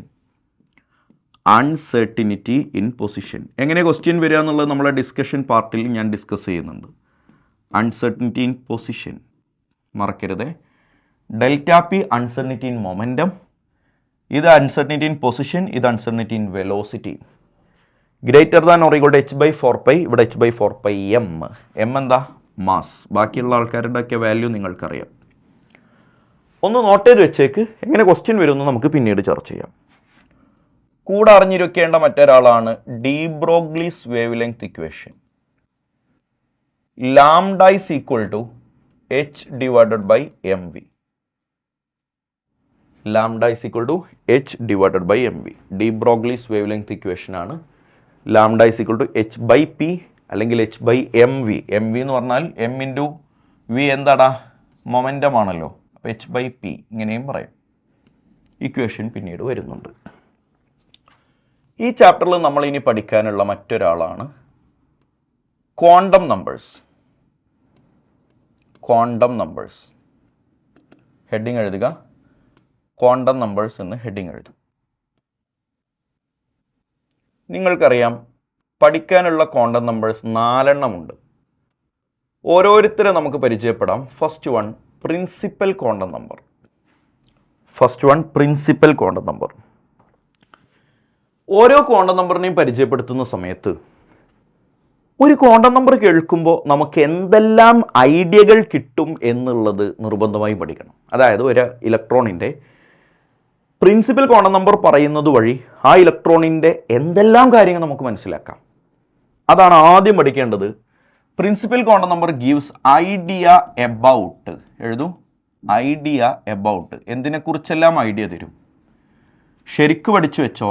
ഷെല്ലിനെ കുറിച്ച് ഐഡിയ തരും, എനർജി ലെവലിനെ കുറിച്ച് ഐഡിയ തരും, റേഡിയസിനെ കുറിച്ച് ഐഡിയ തരും, സൈസിനെ കുറിച്ച് ഐഡിയ തരും, distance of electron from nucleus, ന്യൂക്ലിയസിൽ നിന്നുള്ള അകലത്തെക്കുറിച്ച് ഐഡിയ തരും. സത്യത്തിൽ ഇതൊക്കെ ഒന്ന് തന്നെ, പക്ഷെ അതൊക്കെ പാഠങ്ങൾ ആലോചിച്ചുണ്ടാക്കുമോ എന്നുള്ള എൻ്റെ പേടിയുണ്ട്. ഞാൻ അങ്ങോട്ട് ലിസ്റ്റ് ചെയ്തു എന്നുള്ളൂ.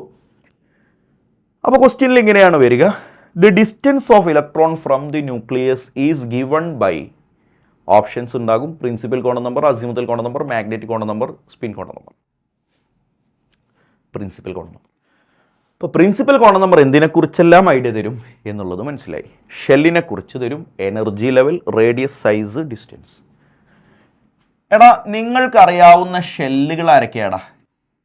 K shell, L shell, M shell, N shell, ഇങ്ങനെയല്ലേ നിങ്ങൾക്കറിയാവുന്ന ഷെല്ലുകൾ? അതിനനുസരിച്ച് എന്നിൻ്റെ വാല്യൂ 1, 2, 3, 4 ആണ് എന്ന് നിങ്ങൾക്കറിയാം. അപ്പോൾ എന്നിൻ്റെ values with respect to corresponding shell എത്രയാണ് എന്നുള്ളത് ഒന്ന് നോട്ട് ചെയ്ത് വെച്ചേക്കുക. കൂടെ നിങ്ങൾ പഠിക്കേണ്ട സാധനമാണ് number of orbitals. Number of orbitals in A shell. ഒരു ഷെല്ലിൽ എത്ര ഓർബിറ്റൽ ഉണ്ടെന്ന് കാണാനുള്ള ഇക്വേഷൻ n² ആണ്. എടാ number of electrons in A shell.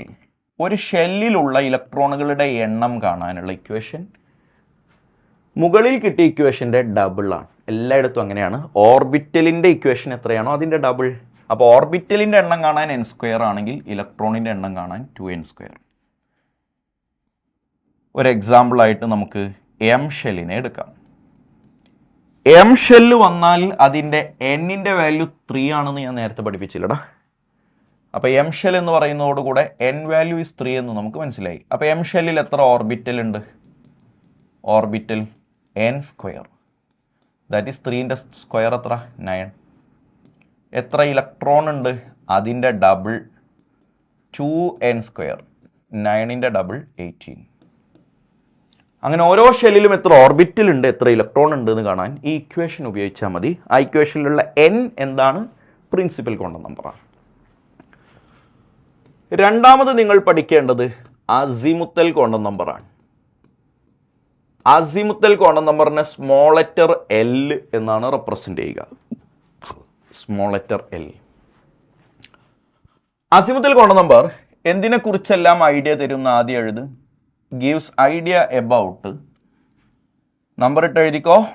Subshell of electron. സബ്ഷെല്ലിനെ കുറിച്ച് ധാരണ തരും. Shape of orbital. ആരടാ? Shape of orbital. നേരത്തെ പറഞ്ഞത് സൈസ് ഓഫ് ഓർബിറ്റൽ ആണ്. സൈസിനെ കുറിച്ച് ധാരണ തരുന്നത് പ്രിൻസിപ്പൽ ക്വാണ്ടം നമ്പറാണ്. ഷേപ്പിനെ കുറിച്ച് ധാരണ തരുന്നത് അസിമുത്തിൽ കോണ്ടം നമ്പറാണ്. ക്ലിയർ? നിങ്ങൾക്കറിയാവുന്ന സബ് ഷെല്ല് പറഞ്ഞോ. സബ് ഷെല്ലുകൾ നിങ്ങൾക്കറിയാലോ. ആരൊക്കെയാണ് നിങ്ങൾക്കറിയാവുന്ന സബ് ഷെല്ലുകൾ? S, P, D, F, G, H, I, അങ്ങനെ അങ്ങനെ അങ്ങനെ അങ്ങനെ പോകും. ഇതുവരെ ഇപ്പം നമുക്ക് ആവശ്യമുള്ളൂ. ഇനിയൊരു ഇലക്ട്രോണിനെ കണ്ടെത്തുമ്പോൾ, ഇനിയൊരു എലമെൻറ്റിനെ കണ്ടെത്തുമ്പോൾ ജി സബ് ഷെല്ലിൻ്റെ ആവശ്യം വരും.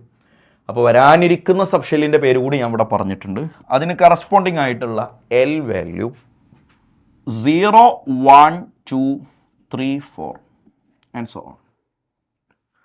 നേരത്തെ പറഞ്ഞ പോലെ രണ്ട് ഇക്വേഷനും എനിക്കിവിടെ പറയാനുണ്ട്. Number of orbitals in A sub shell. നേരത്തെ പഠിപ്പിച്ചത് ഷെല്ലല്ലായിരുന്നോ? ഇവിടെ സബ് ഷെല്ലാണല്ലോ. ഒരു സബ് ഷെല്ലിലുള്ള ഓർബിറ്റലുകളുടെ എണ്ണം കാണാൻ 2l+1 എന്നാണ് ഇക്വേഷൻ. 2l+1. എൽ എന്താ? അസിമുത്തിൽ കോണ്ടം നമ്പർ. അപ്പം അടുത്ത എന്താ? നമ്പർ ഓഫ് പറഞ്ഞോ, electrons in A sub shell. ഇതിൻ്റെ ഡബിൾ ആയിരിക്കും 2 × 2l+1 അഥവാ 4l+2 ആണ് ഇലക്ട്രോണിൻ്റെ എണ്ണം കാണാനുള്ള ഇക്വേഷൻ. എക്സാമ്പിൾ എൻ്റെ കൂടെ എഴുതൂ. F sub shell contain dash electrons. F sub ഷെല്ലിൽ എത്ര ഇലക്ട്രോണുകൾ ഉള്ളൂ? അപ്പോൾ എഫ് സബ് ഷെൽ എന്ന് പറയുമ്പോൾ തന്നെ അതിൻ്റെ അസിമുത്തൽ ക്വാണ്ടം നമ്പറിൻ്റെ വാല്യൂ 3 ആണെന്ന് നേരത്തെ നമ്മൾ പഠിച്ചിട്ടുണ്ട്. ഇവിടെ ഇതാ ഇവിടെ തന്നെ എഫ് ആണെങ്കിൽ എല്ലിൻ്റെ വാല്യൂ 3 അല്ലേടാ. അപ്പോൾ അതിലെത്ര ഇലക്ട്രോൺ ഉണ്ട് എന്നാ ചോദ്യം. ഇലക്ട്രോണിൻ്റെ എണ്ണം കാണാൻ 4l+2 ആണ് ഇക്വേഷൻ. 4 × 3 + 2, 4 × 3 12, 12+2 14. നിങ്ങൾക്കറിയാം എഫിൽ 14 ഇലക്ട്രോണാണ് കൊള്ളുക എന്നുള്ളത്. അത് ഇങ്ങനെയാണ് വന്നത്. അസിമുത്തൽ ക്വാണ്ടം നമ്പറിനെ നമ്മൾ പഠിക്കുമ്പോൾ നിർബന്ധമായും പഠിക്കേണ്ട മറ്റൊരാളാണ് orbital angular momentum. Orbital angular momentum. മരിക്കണ സമയത്ത് ഞാനിത് വന്ന് ചോദിക്കും, പറഞ്ഞിട്ടില്ലെങ്കിൽ കൊന്നുകളയും. ഓർബിറ്റൽ ആംഗുലാർ മൊമെൻറ്റം കാണാനുള്ള ഇക്വേഷൻ ഇതാണ്. √L × l+1 h/2π. √L × l+1 h/2π. കാണാൻ പഠിച്ചു വെച്ചോ. ഓർബിറ്റൽ ആംഗുലാർ മൊമെൻറ്റം കാണാനുള്ള equation √L × l+1 h/2π. What is L? Azimuthal quantum number. അതുമായി ബന്ധപ്പെട്ട ക്വസ്റ്റ്യൻസ് പിന്നീട് വരും. മോനെ മൂന്നാമത്തെ ക്വാണ്ടം നമ്പറാണ് magnetic quantum number. Magnetic quantum number എന്തിനെക്കുറിച്ച് ഐഡിയ തരുമെന്ന് ആദ്യം പഠിക്ക്. Gives idea about orientation of orbital. Orientation of atomic orbital.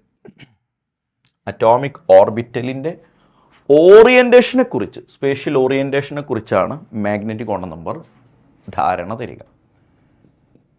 ഇവിടെ മസ്റ്റായിട്ട് അറിയേണ്ട ഒരു കാര്യം, value of m is equal to -L to +L എന്നതാണ്. എമ്മിൻ്റെ മാഗ്നറ്റിക് ക്വാണ്ടം നമ്പറിൻ്റെ വാല്യൂ -L മുതൽ +L വരെയാണ്. അതെന്താ ഉദ്ദേശിച്ചത് ഞാൻ പറഞ്ഞുതരാം. എല്ലിൻ്റെ വാല്യൂ 2 ആണെന്ന് വെറുതെ വിചാരിക്കുക. എൽ എന്താ? Azimuthal quantum number. അങ്ങനെയാണെങ്കിൽ മാഗ്നറ്റിക് ക്വാണ്ടം നമ്പറിൻ്റെ വാല്യൂ -2 മുതൽ +2 വരെയുള്ള എല്ലാം പോസിബിൾ ആണ്. -2, -1, 0, +1, +2 ഇത്രയും വാല്യൂസേ പോസിബിൾ ആവുകയുള്ളൂ. ഇതല്ലാത്ത മറ്റൊരു വാല്യൂ പോസിബിൾ ആവില്ല. +3 വരില്ല, -3 വരില്ല. പഠിച്ചു വച്ചേക്കുക.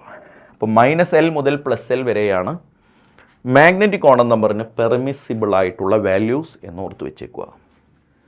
നാലാമൻ വെറുതെ പറയുകയാണ് spin quantum number. Spin quantum നമ്പറിൻ്റെ ഒന്നും നമുക്ക് പഠിക്കാനില്ല. എസിൻ്റെ വാല്യൂ ഒന്നിരിക്കൽ +½ അല്ലെങ്കിൽ -½ അത് വിട്ടേക്കുക. സ്പിൻ ക്വാണ്ടം നമ്പറിൽ നമുക്ക് ഡീറ്റെയിൽ ആയിട്ടൊന്നും ചർച്ച ചെയ്യാനില്ല.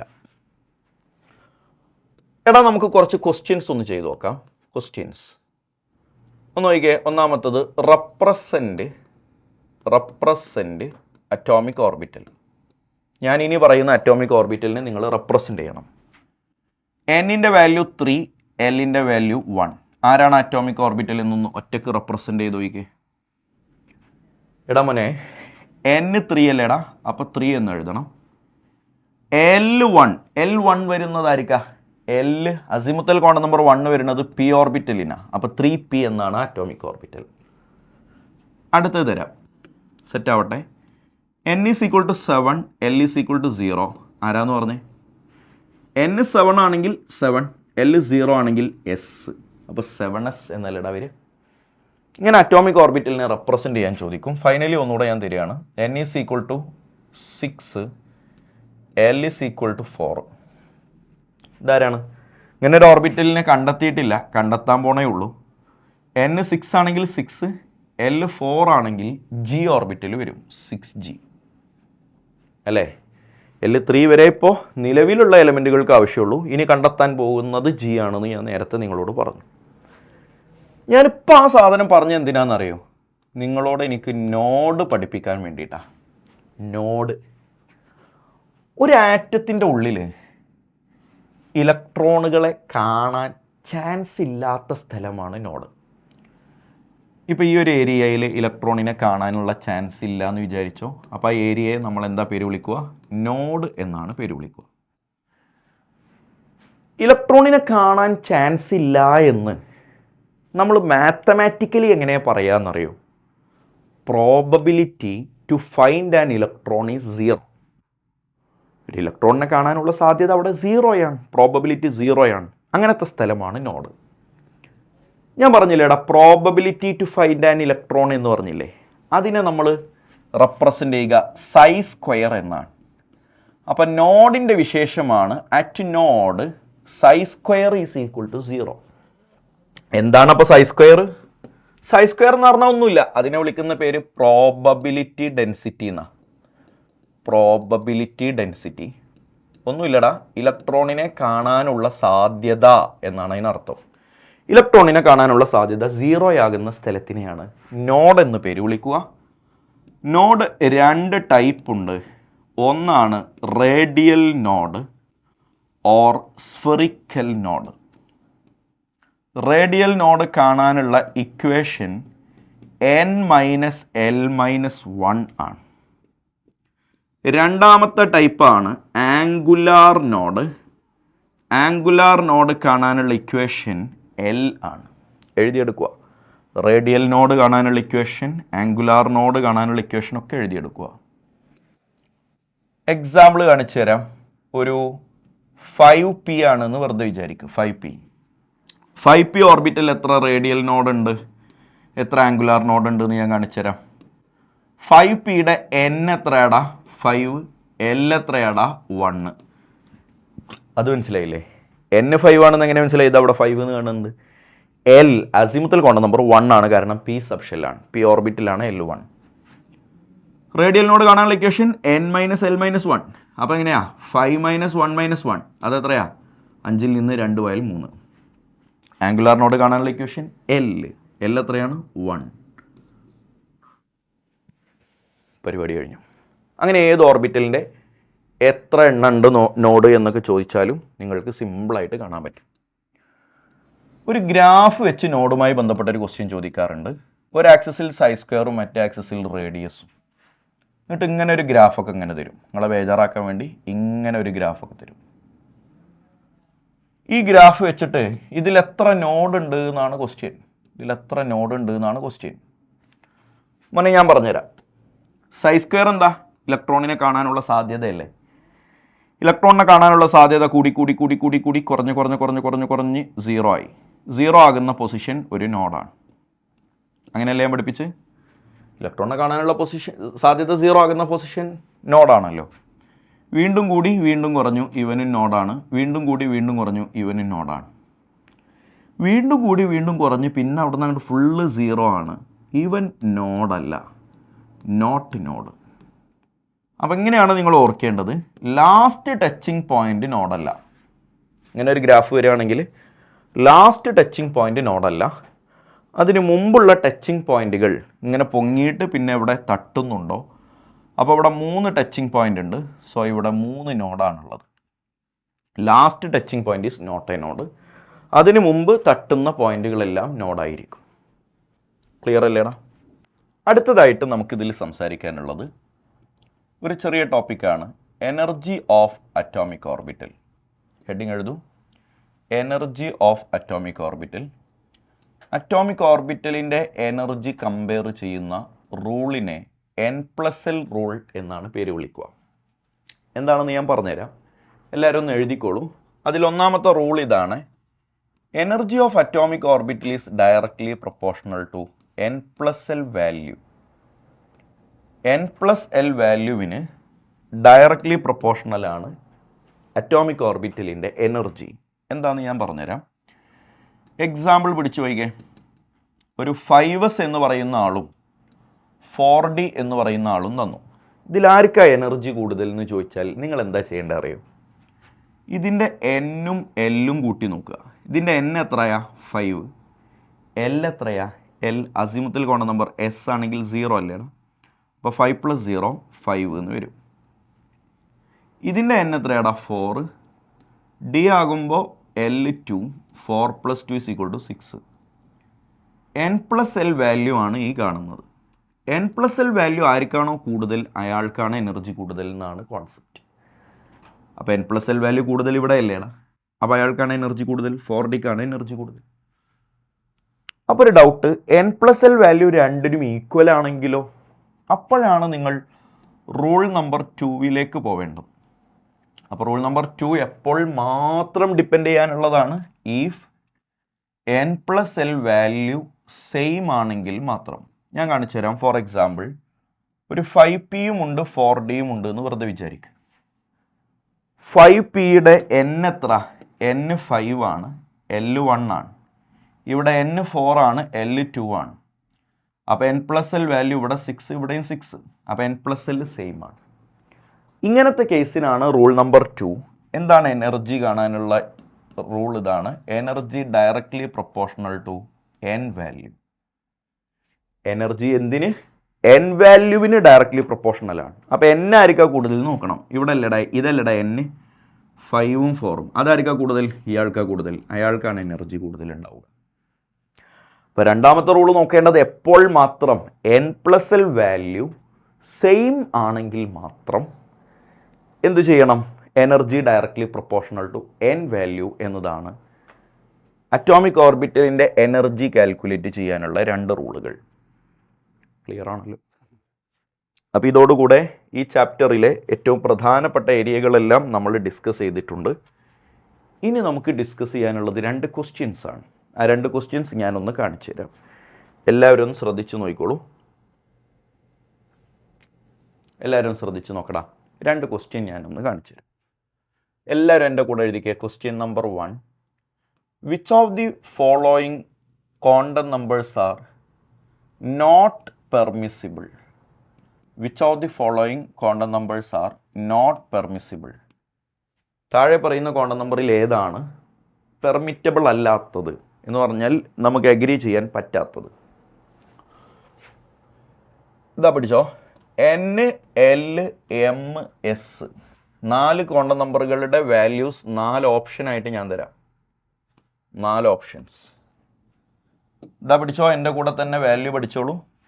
0, 1, 1 + ½ അടുത്തത് 4, 4, 3 + ½ അടുത്തത് 4,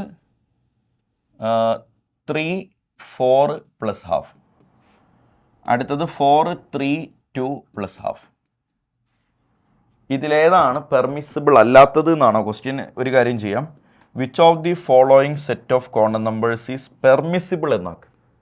ഇതിലേതാണ് പെർമിസിബിൾ എന്നാക്ക് ക്വസ്റ്റ്യൻ. ചേഞ്ച് ചെയ്യണേ. Which of the following set of quantum numbers is permissible. ഏതാണ് പെർമിസിബിൾ, ഏതാണ് ശരി, ഏതെല്ലാം തെറ്റാണ് എന്ന് നമ്മൾ കണ്ടെത്താൻ പോവാണ്. ഈ 4 ഏതോ ഒന്നാണ് ശരി, ബാക്കിയൊക്കെ തെറ്റാണ്. അപ്പോൾ ഞാനിവിടെ ബാക്കിയെല്ലാം തെറ്റാണ് എന്നുള്ളത് എക്സ്പ്ലെയിൻ ചെയ്തു തരും. എന്തുകൊണ്ടത് തെറ്റി എന്നുള്ളത് എക്സ്പ്ലെയിൻ ചെയ്തു തരും. അത് നിങ്ങളവിടെ മലയാളത്തിൽ ചാമ്പിക്കൊള്ളണം. ഓപ്ഷൻ എ ശരിയോ തെറ്റോ? ഓപ്ഷൻ എ തെറ്റാണ്. കാരണം N-ൻ്റെ വാല്യൂ ഒരിക്കലും 0 വരില്ല. നിങ്ങൾക്ക് ഞാൻ പ്രിൻസിപ്പൽ ക്വാണ്ടം നമ്പർ എഴുതി തന്നിട്ടുണ്ട്. N-ൻ്റെ വാല്യൂ 1, 2, 3, 4, 5 0 വരില്ല. അതാണ് അതിലുള്ള തെറ്റ്. രണ്ടാമത്തതും തെറ്റാണ്. കാരണം N-നും L-നും ഒരിക്കലും ഒരേ നമ്പർ വരില്ല. നോട്ട് ചെയ്യണേ.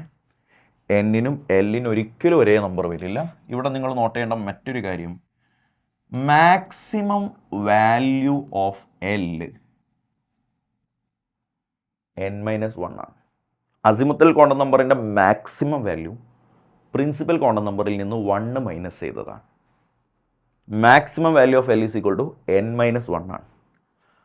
അഥവാ ഇവിടെ എന്നിൻ്റെ വാല്യൂ 4 വന്നാൽ ഇവിടെ മാക്സിമം 3 വരാൻ പാടുള്ളൂ. അതിൻ്റെ താഴെ ഏത് വേണമെങ്കിലും വരാം, പക്ഷെ മാക്സിമം 3 വരാൻ പാടുള്ളൂ. ഒരിക്കലും 4 വരില്ല. സപ്പോസ് എന്നിൻ്റെ വാല്യൂ 4 ആണ് എന്ന് കണ്ടാൽ എല്ലിൻ്റെ വാല്യൂ 0 ആണ്, 1 ആവാം, 2 ആവാം, 3 ആവാം, ഇത്രേ പറ്റുള്ളൂ. മാക്സിമം വാല്യൂ കണ്ടില്ലേ നിങ്ങൾ? Maximum value n-1. മൂന്നാമത്തെ ഓപ്ഷനും തെറ്റാണ്. കാരണം ഇവിടെ നോക്കിയാൽ ഇവിടെ തെറ്റ് ഇവിടെയാണ്. മാഗ്നറ്റിക് ക്വാണ്ടം നമ്പർ 4 വന്നു എന്നുള്ളത് അത് തെറ്റി. കാരണം മാഗ്നറ്റിക് ക്വാണ്ടം നമ്പറിൻ്റെ വാല്യൂ പഠിപ്പിച്ചപ്പോൾ ഞാൻ പറഞ്ഞു തന്നിട്ടുണ്ട്, -L മുതൽ +L വരെ പോസിബിൾ ആവുകയുള്ളൂ. ഇവിടെ L 3 അല്ലേടാ. അപ്പം -3, -2, -1, 0, +1, +2, +3 ഇതിലേതെങ്കിലും ഒരു നമ്പറെ എമ്മിന് വരാൻ പാടുള്ളൂ. പക്ഷെ ഇവിടെ 4 എന്ന് വന്നു, അത് ഈ സെറ്റിലുള്ളതല്ല എന്നുള്ളതാണ് അതിലെ തെറ്റ്. സോ ഡി ശരിയാണ്. എന്നിൻ്റെ വാല്യൂ 4 വന്നു, ഓക്കെ. എല്ലിൻ്റെ വാല്യൂ 4ൻ്റെ താഴെ വന്നു, ഓക്കെ. -3 മുതൽ +3 വരെ ഉള്ളതിൻ്റെ ഇടയിലുള്ളതാണ് 2, അതും ഓക്കെ. ഇവിടെ പിന്നെ നോക്കാനില്ല, +½ അല്ലെങ്കിൽ -½ so the answer is option D. Okay. Next ഒരു ടൈപ്പ് ഓഫ് ക്വസ്റ്റ്യൻ ഞാൻ നേരത്തെ വിട്ടുപോയതായിരുന്നു. ഒരു ക്വസ്റ്റ്യൻ എഴുതൂ. Arrange the following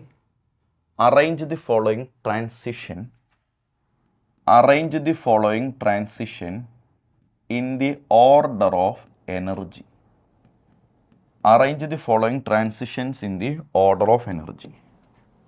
Option A, infinity to 2. Option B, option അല്ല, താഴെയുള്ളതിനെ അറേഞ്ച് ചെയ്യാൻ പോവാണ്. Infinity to 2, 4 to 1, C, 3 to 1. ABC ഉണ്ട്. ഇതിലെവിടെയാണ് മാക്സിമം എമൗണ്ട് ഓഫ് എനർജി ഉള്ളത് എന്നത് ഓർഡറിലൊന്ന് അറേഞ്ച് ചെയ്യണം. അപ്പോൾ ഞാൻ നേരത്തെ നിങ്ങൾക്ക് എമിഷൻ സ്പെക്ട്രം പറഞ്ഞിരുന്നല്ലോ, അതിനോട് കൂടെ വായിക്കേണ്ട ഒരു സാധനമാണിത്. ഞാൻ അവിടെ പറയാൻ വിട്ടുപോയതാണ്, ഓർത്തപ്പോൾ ഇവിടെ പറയുകയാണ്. ഇൻഫിനിറ്റിയിൽ നിന്നൊരാൾ 2ാമത്തെ ഓർബിറ്റിലേക്ക് വരുമ്പോഴാണോ, 4ാമത്തെ ഓർബിറ്റിൽ നിന്നൊരാൾ 1ാമത്തെ ഓർബിറ്റിലേക്ക് വരുമ്പോഴാണോ, 3ാമത്തെ ഓർബിറ്റിൽ നിന്നൊരാൾ 1ാമത്തെ ഓർബിറ്റിലേക്ക് വരുമ്പോഴാണോ more amount of energy release ചെയ്യുക എന്നതാണ് ക്വസ്റ്റ്യൻ. എടാ, നിങ്ങൾ ഒരുപാട് ആലോചിച്ച് കഷ്ടപ്പെടരുത്. ചിലപ്പോൾ നിങ്ങളുടെ ആലോചനകൾ വഴി നിങ്ങൾക്ക് കിട്ടുന്ന ഉത്തരം തെറ്റായിരിക്കും. മിക്കവാറും ആളുകൾക്കൊക്കെ ഓപ്ഷൻ എ ആണ് കൂടുതലെന്ന് പറയാനൊക്കെ തോന്നും. അപ്പോൾ മേലിൽ ആ വക തെറ്റുകൾ സംഭവിക്കാതിരിക്കാൻ നിങ്ങൾ ചിന്തിക്കാതിരിക്കുക, ഞാൻ പറയുന്നതിനെ വിഴുങ്ങുക.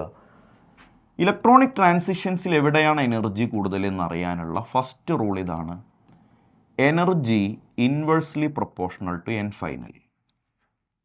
Energy inversely proportional to N final. N final എവിടെയാണോ കുറവ് അവിടെയാണ് എനർജി കൂടുതൽ. ഇതല്ലേടാ എൻ ഫൈനൽ, എത്തുന്ന സ്ഥലമല്ലേടാ എൻ ഫൈനൽ. അപ്പോൾ ഇവിടെ 2, ഇവിടെ 1, ഇവിടെ 1. അപ്പോൾ ഇൻവേഴ്സ്ലി പ്രൊപ്പോർഷണൽ ടു എൻ ഫൈനലാ. അതുകൊണ്ട് ഇവിടെയും ഇവിടെയുമാണ് എനർജി ഏറ്റവും കൂടുതലുള്ളത്. ഇവിടെ എനർജി ഏറ്റവും കുറവാണ്. അപ്പോൾ എ ബി സിയിൽ ഏറ്റവും കുറവ് എനർജി ഉള്ളത് എ ആണെന്ന് മനസ്സിലായി. കാരണം എന്താ? അതിൻ്റെ എൻ ഫൈനൽ വാല്യൂ 2 ആണ്. അത് വലുതാണ് ബാക്കിയുള്ളത് രണ്ടിനെയും വെച്ച് നോക്കുമ്പോൾ. അത് വലുതായതുകൊണ്ട് അതിൻ്റെ എനർജി കുറവായിരിക്കും. അപ്പോൾ ഒരു ഡൗട്ട്, സാറേ ഇവിടെ 2 കൊടുത്തു, ഇപ്പോൾ എൻ ഫൈനൽ സെയിം അല്ലേ? അതെ, അതാണ് 2ാമത്തെ റൂള്. എൻ ഫൈനലിൻ്റെ വാല്യൂ സെയിം ആണെങ്കിൽ energy directly proportional to N initial എന്ന് മനസ്സിലാക്കണം. അപ്പോൾ ബിയും സിയും തമ്മിൽ കമ്പയർ ചെയ്യാൻ എൻ ഫൈനൽ വെച്ച് പറ്റില്ല. അപ്പോൾ 2ാമത്തെ റൂൾ നോക്കണം. എൻ ഇനീഷ്യലിന് ഡയറക്റ്റ്ലി പ്രൊപ്പോർഷണൽ. എൻ ഇനീഷ്യൽ ഇതല്ലേടാ 4ഉം 3ഉം, അതിന് ഡയറക്റ്റ്ലി പ്രൊപ്പോർഷണൽ അല്ല. വലിയ വാല്യൂ എവിടെയാണോ അവിടെയാണ് എനർജി കൂടുതൽ. അപ്പോൾ 4ലും 3ലും വലുത് 4 അല്ലേ? അപ്പോൾ ബിക്കാണ് ഏറ്റവും കൂടുതൽ എനർജി, പിന്നെ സി, പിന്നെ എ. ക്ലിയർ ആണല്ലോ? ഇതുമായി ബന്ധപ്പെട്ട ക്വസ്റ്റ്യൻസ് ഒക്കെ നമുക്ക് നമ്മുടെ ഡിസ്കഷൻ പാർട്ടിൽ ഇതിൻ്റെ കൂടെ തന്നെ വരുന്നുണ്ട്. അപ്പോൾ മക്കളെ, ഇനി നമ്മളൊരു കുറച്ച് ക്വസ്റ്റ്യൻസ്, ഒരു 19 ക്വസ്റ്റ്യൻസ് ഇതുമായി ബന്ധപ്പെട്ട് നമ്മൾ ചെയ്യുന്നുണ്ട്. ക്വസ്റ്റ്യൻസിലേക്ക് പോകാം. അപ്പോൾ മക്കളെ, നമുക്ക് ഈ ചാപ്റ്ററിലെ കുറച്ച് ക്വസ്റ്റ്യൻസ് ഒന്ന് ചെയ്ത് നോക്കാം. ഫസ്റ്റ് ക്വസ്റ്റ്യൻ നോക്കിയേടാ, charge on electron was discovered by. ആരാണടാ ഇലക്ട്രോണിൻ്റെ ചാർജ് കണ്ടെത്തിയത്? R.A. മില്ലിക്കൺ ആണ്. By using oil drop experiment ആണ്. ചാർജ് ടു മാസ് റേഷ്യോ ആണെങ്കിൽ J.J. തോംസൺ ആണ്. എല്ലാം ഞാൻ നിങ്ങൾക്ക് പഠിപ്പിച്ചു തന്നതാണ്. അടുത്ത ക്വസ്റ്റ്യൻ നോക്കുക. Germanium 3276, selenium 3476 and silicon 1430, sulphur 1632 are the examples of. First set എന്തിന് എക്സാമ്പിളാണ്? സെക്കൻഡ് സെറ്റ് എന്തിന് എക്സാമ്പിളാണ്? ഫസ്റ്റ് സെറ്റ് നിങ്ങൾ നോക്കിയേ, ഇവിടെ 76, ഇവിടെയും 76, അഥവാ അറ്റോമിക് മാസ് രണ്ട് പേർക്കും സെയിം ആണ്. അറ്റോമിക് മാസ് സെയിം ആയിട്ടുള്ള ആളുകളാണെങ്കിൽ അവരെ നമ്മൾ ഐസോ ബാർ എന്നല്ലടാ പേര് വിളിക്കുക. അപ്പോൾ ഫസ്റ്റ് സെറ്റ് ഐസോ ബാർ ആണ്. രണ്ട് ഓപ്ഷൻസ് ഉണ്ട്. ഇനി സെക്കൻഡ് സെറ്റ് നോക്കാം. Silicon 1430, sulphur 1632. അറ്റോമിക് നമ്പറും സെയിം അല്ല, മാസ് നമ്പറും സെയിം അല്ല.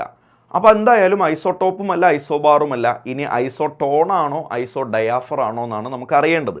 ഒന്ന് പറഞ്ഞേ, ഇതിൽ നമ്പർ ഓഫ് ന്യൂട്രോൺ എങ്ങനെയാടാ കാണുക? Number of neutron 30 - 14 that is equal to 16. ഇവിടെ number of neutron is equal to 32 - 16 that's also 16. അപ്പോൾ നമ്പർ ഓഫ് ന്യൂട്രോൺ ഈ രണ്ട് പേരിലും സെയിം ആണ്. നമ്പർ ഓഫ് ന്യൂട്രോൺ സെയിം ആണെങ്കിൽ അവരെ നമ്മൾ ഐസോടോൺ എന്ന് പേര് വിളിക്കും. So it is option 2. മനസ്സിലായല്ലോ? അപ്പോൾ ഫസ്റ്റ് ആൻസർ കാണുമ്പോൾ തന്നെ ഓപ്ഷൻ 2 ആണെന്ന് മനസ്സിലാകും. കാരണം അവർ തമ്മിൽ ഐസോടോപ്പ് അല്ല എന്ന് നമുക്കറിയാം. അതുകൊണ്ട് ഓപ്ഷൻ 4 നമുക്ക് എക്സ്ക്ലൂഡ് ചെയ്യാം.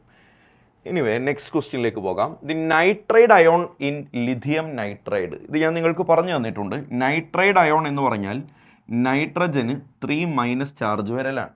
നൈട്രജൻ്റെ അറ്റോമിക് നമ്പർ 7 ആണ്. നൈട്രജൻ്റെ മാസ് നമ്പർ 14 ആണ്. ഇത് വെച്ച് ഇതിലെത്ര നമ്പർ ഓഫ് ന്യൂട്രോൺ ഉണ്ട്, നമ്പർ ഓഫ് പ്രോട്ടോൺ ഉണ്ട്, നമ്പർ ഓഫ് ഇലക്ട്രോൺ ഉണ്ട് നമുക്ക് കാണാൻ പറ്റും. നമ്പർ ഓഫ് പ്രോട്ടോൺ എങ്ങനെയാടാ കാണുക? ലാസ്റ്റ് ഇതാ നമ്പർ ഓഫ് പ്രോട്ടോൺ കാണേണ്ടത് atomic number. So number of proton is equal to 7. Number of neutron മുകളിലുള്ളത് മൈനസ് താഴെയുള്ളത് 14 - 7 ദാറ്റ്സ് ഓൾസോ 7. നമ്പർ ഓഫ് ഇലക്ട്രോണോ? ചാർജ് 3 നെഗറ്റീവ് ചാർജ് ഉണ്ട്.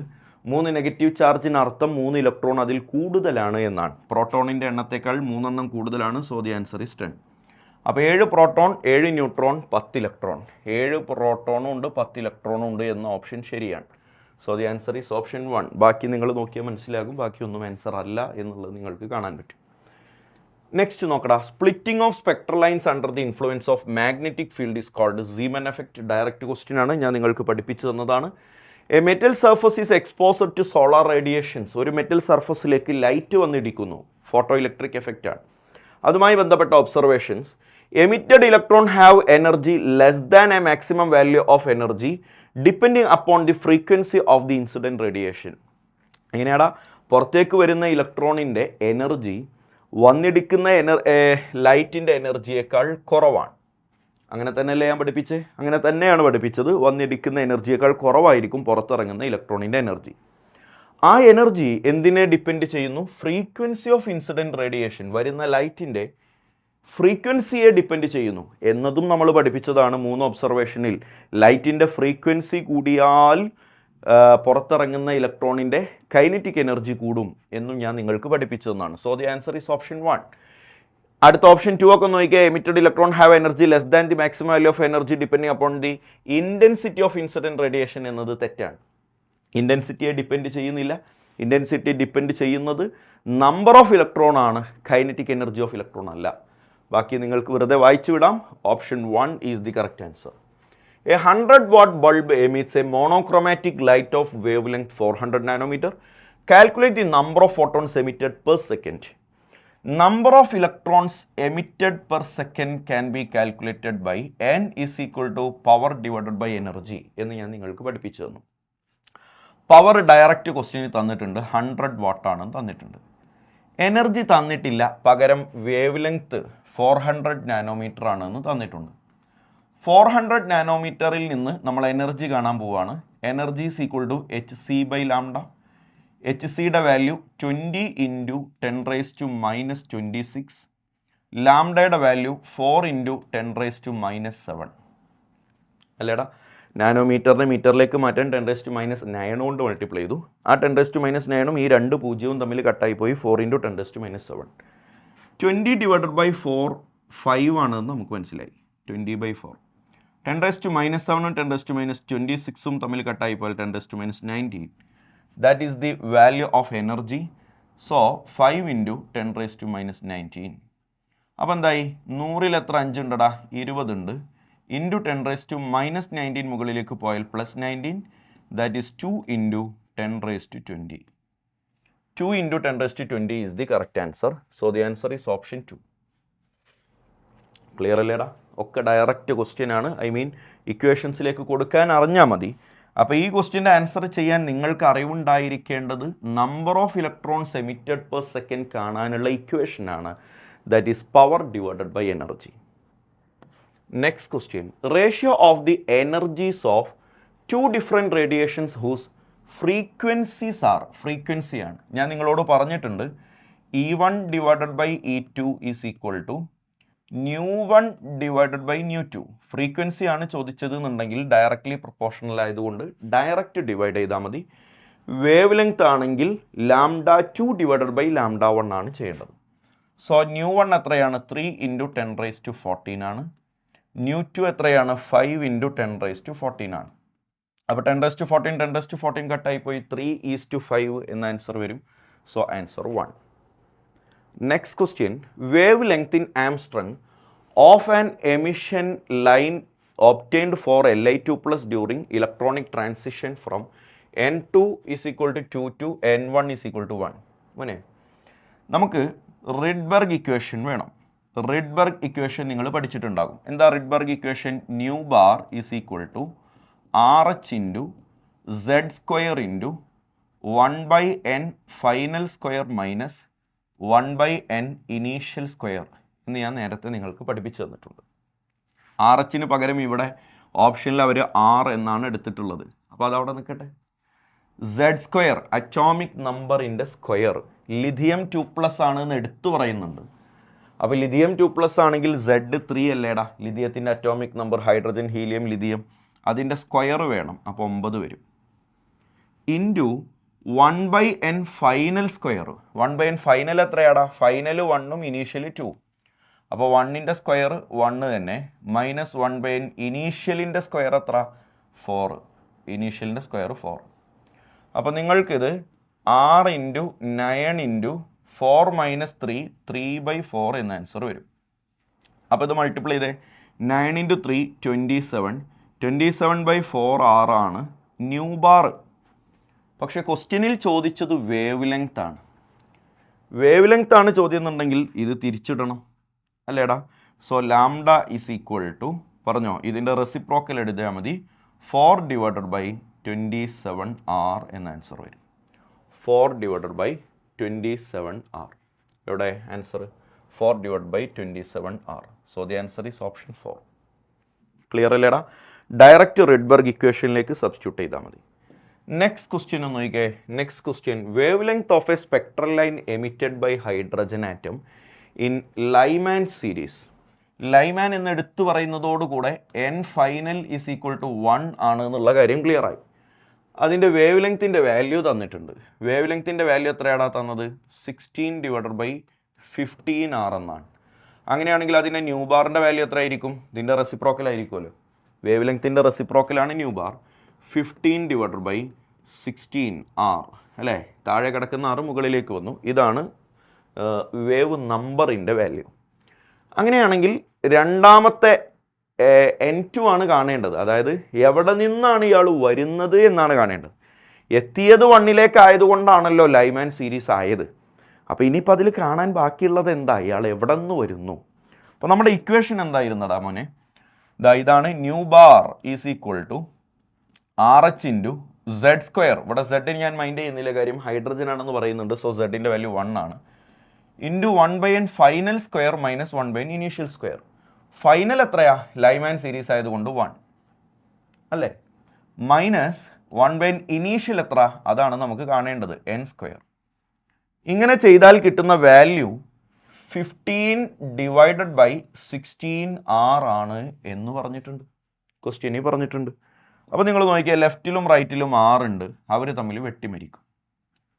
അപ്പോൾ ഇനി ബാക്കിയുള്ള ആൾക്കാരെ നമ്മളൊന്ന് കാൽക്കുലേറ്റ് ചെയ്യുകയാണേ. 1/1 1 തന്നെ. 1 minus 1/n² is equal to 15/16. ഞാനൊരു കാര്യം ചെയ്യുകയാണ്, ഈ 1/n² ഇല്ലേടാ അയാളെ മൊത്തത്തിൽ അങ്ങോട്ട് കൊണ്ടുപോവാണ്. അപ്പോൾ ആ 15/16 ഇങ്ങോട്ടും കൊണ്ടുവരികയാണ്. അപ്പോൾ 1 minus 15/16 is equal to 1/n² എന്ന് വരും. ആ സ്റ്റെപ്പ് മനസ്സിലായി എന്ന് വിചാരിക്കുന്നു. 15/16 മൊത്തത്തിൽ ഞാൻ ഇങ്ങോട്ട് കൊണ്ടുവന്നു, 1/n² അങ്ങോട്ടും കൊണ്ടുപോയി. അപ്പോൾ മൈനസ് 1/n² അങ്ങോട്ട് പോയപ്പോൾ പ്ലസ് ആയി, ഈ 15/16 ഇങ്ങോട്ട് വന്നപ്പോൾ മൈനസ് ആയി. ഓക്കെ അല്ലേ? ഇത് cross multiply 16 minus 15 1/16 is equal to 1/n². എന്നല്ലേ നിന്നോട് ചോദിച്ചത്? അപ്പോൾ n² 16 ആണെന്ന് മനസ്സിലായി. ഇതിനെ രണ്ടിന് റെസിപ്രോക്കൽ എടുത്തു. n² is equal to 16, so n is equal to 4. Root അപ്പുറത്തേക്ക് പോയി സ്ക്വയർ അപ്പുറത്തേക്ക് പോയാൽ n is equal to 4. So the answer is option 3. Clear ആയിട്ട് മനസ്സിലാക്കി പഠിക്കുക. മനസ്സിലായിട്ടില്ലെങ്കിൽ ഒരിക്കൽ കൂടി ഈ ക്വസ്റ്റ്യൻ ചെയ്യുന്ന ഭാഗം മുതൽ ഒന്നുകൂടെ ഒന്ന് കാണുക, അപ്പോൾ പെട്ടെന്ന് മനസ്സിലാവും. Energy of an electron present in balls second orbit of hydrogen atom. നിങ്ങൾ നോക്കിയേ, ജൂൾ പെർ ആറ്റം എന്ന് പറയുന്ന ഒരു യൂണിറ്റിൽ -2.18 × 10⁻18 എന്ന പവറൊക്കെ വരുന്നുണ്ട്. സോ ഇയാൾ ആൻസർ ആവില്ല. കിലോ ജൂൾ പെർ മോളിൽ നമുക്കൊന്ന് ചെയ്ത് നോക്കാം. കിലോ ജൂൾ പെർ മോളിൽ എന്താണ് ഇക്വേഷൻ? എന്തായിരുന്നു? Energy is equal to -1312 Z² / അപ്പോഴാണ് കിലോ ജൂൾ പെർ മോളിൽ കിട്ടിയത്. വാല്യൂ സബ്സ്റ്റിറ്റ്യൂട്ട് ചെയ്യാം. -1312 ആരാണ്? ഹൈഡ്രജൻ ആണ്. അപ്പോൾ സെഡിൻ്റെ വാല്യൂ 1 തന്നെ. എൻ എത്രാമത്തെ ഓർബിറ്റാണ്? രണ്ടാമത്തെ ഓർബിറ്റാണ് അല്ലേ, സെക്കൻഡ് ഓർബിറ്റ്. അപ്പോൾ എന്നിൻ്റെ വാല്യൂ 2, 2ൻ്റെ സ്ക്വയർ 4 അല്ലേ, n² ആണല്ലോ. അപ്പോൾ 1312 / 4 that is -328 kilo joule per മോൾ എന്ന ആൻസർ വരും. So the correct answer is option 2, -328 kilo joule per mall. Option 2 ആണ്. ഇവിടെ എന്തുകൊണ്ടാണ് ആൻസർ അല്ല എന്ന് പറഞ്ഞത് നിങ്ങൾക്ക് മനസ്സിലായില്ലേ? ജൂൾ പെർ ആറ്റം എന്നാണ് യൂണിറ്റ്. ജൂൾ പെർ ആറ്റത്തിൽ ഇക്വേഷൻ എന്തായിരുന്നു? -2.18 × 10⁻18 എന്നുള്ള പവറൊക്കെ അല്ലേ. ആ 10⁻18 വല്ലതും ഇവിടെ കാണുന്നുണ്ടോ? അപ്പോൾ അയാൾ എന്തായാലും ആൻസർ അല്ല. പിന്നെ ഇവിടെ ഉള്ള കിലോ ജൂൾ പെർ മോളിലാണ്, നമുക്കറിയാവുന്ന ഇക്വേഷനിലേക്ക് സബ്സ്റ്റിറ്റ്യൂട്ട് ചെയ്തു, ഡയറക്റ്റ് ആൻസർ കിട്ടി. Radius of second Bohr orbit of hydrogen atom simple 52.9 × n² ആണ്. n എത്ര? 2 ആയതുകൊണ്ട് n-ൻ്റെ സ്ക്വയർ 4 ഡിവൈഡഡ് ബൈ ഹൈഡ്രജൻ തന്നെ അല്ലേ 1 പൈക്കോമീറ്ററിലാണ് കിട്ടുക. 52.9 × 4 53 × 4 ആയിരുന്നെങ്കിൽ 212. ഇത് ഒരു 4ൻ്റെ കുറവുണ്ടാകും. അപ്പോൾ 211.6 പൈക്കോമീറ്റർ. അതിനെ യൂണിറ്റ് തന്നിരിക്കുന്നത് നാനോമീറ്ററിലാണ്. അപ്പോൾ 2 പൊസിഷൻ ഇപ്പുറത്തേക്ക് കൊണ്ടുവരണം. 2.116 നാനോമീറ്റർ. പൈക്കോമീറ്ററിനെ നാനോമീറ്ററിലേക്ക് മാറ്റാൻ ഒരു 2 പൊസിഷൻ ഇപ്പുറത്തേക്ക് കൊണ്ടുവരണം. അപ്പോൾ 2 പൊസിഷൻ പോരല്ലോ, 3 പൊസിഷൻ വേണ്ട. പൈക്കോമീറ്റർ എത്രയാടാ?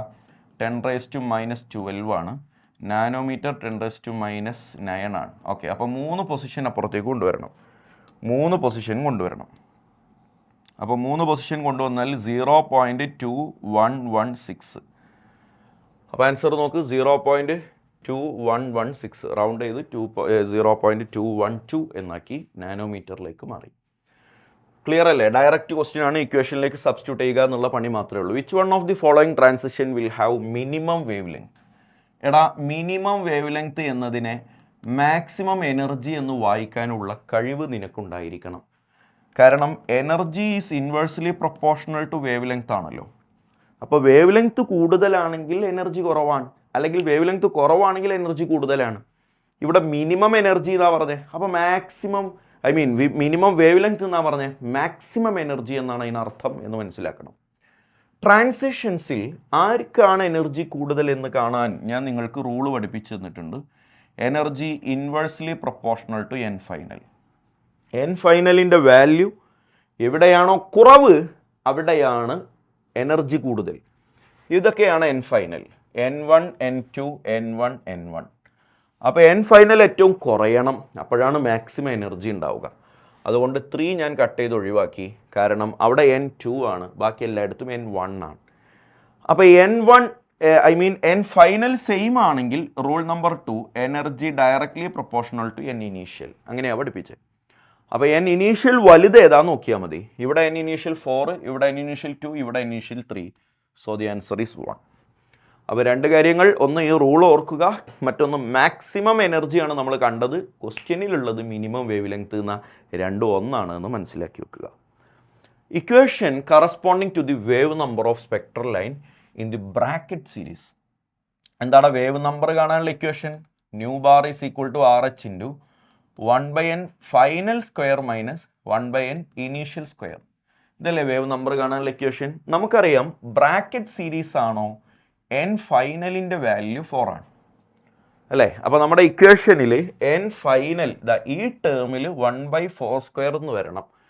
അതേതാണുള്ളത്? ഓപ്ഷൻ 2 അല്ലേ? ഇവിടെ അല്ലേ എൻ ഫൈനലിൻ്റെ വാല്യൂ 4 വരണേ? ഇത് എൻ ഇനീഷ്യലിൻ്റെ വാല്യൂ ആണ് 4 വരുന്നത്. അതിനല്ല നമ്മൾ ബ്രാക്കറ്റ് എന്ന് പേര് പറയുക. എൻ ഫൈനലിൻ്റെ വാല്യൂ 4 വരുന്നതാണ് Brackett. What is the wave length of a photon emitted during transition from n = 5 to n = 2? Direct question ആണ് എന്നാണ് മനസ്സിലാകുന്നത് അല്ലേ? വേവ് ലെങ്ത് ഓഫ് ഫോട്ടോൺ ആണ്, ഹൈഡ്രജൻ ആറ്റം ആണെന്ന് പറഞ്ഞിട്ടുണ്ട്. നമുക്ക് ന്യൂ ബാർ കാണാം. Nu bar is equal to RH into 1/n final square. Final എത്ര? 2 ആണ്. 2ൻ്റെ സ്ക്വയർ 4 ആണ്.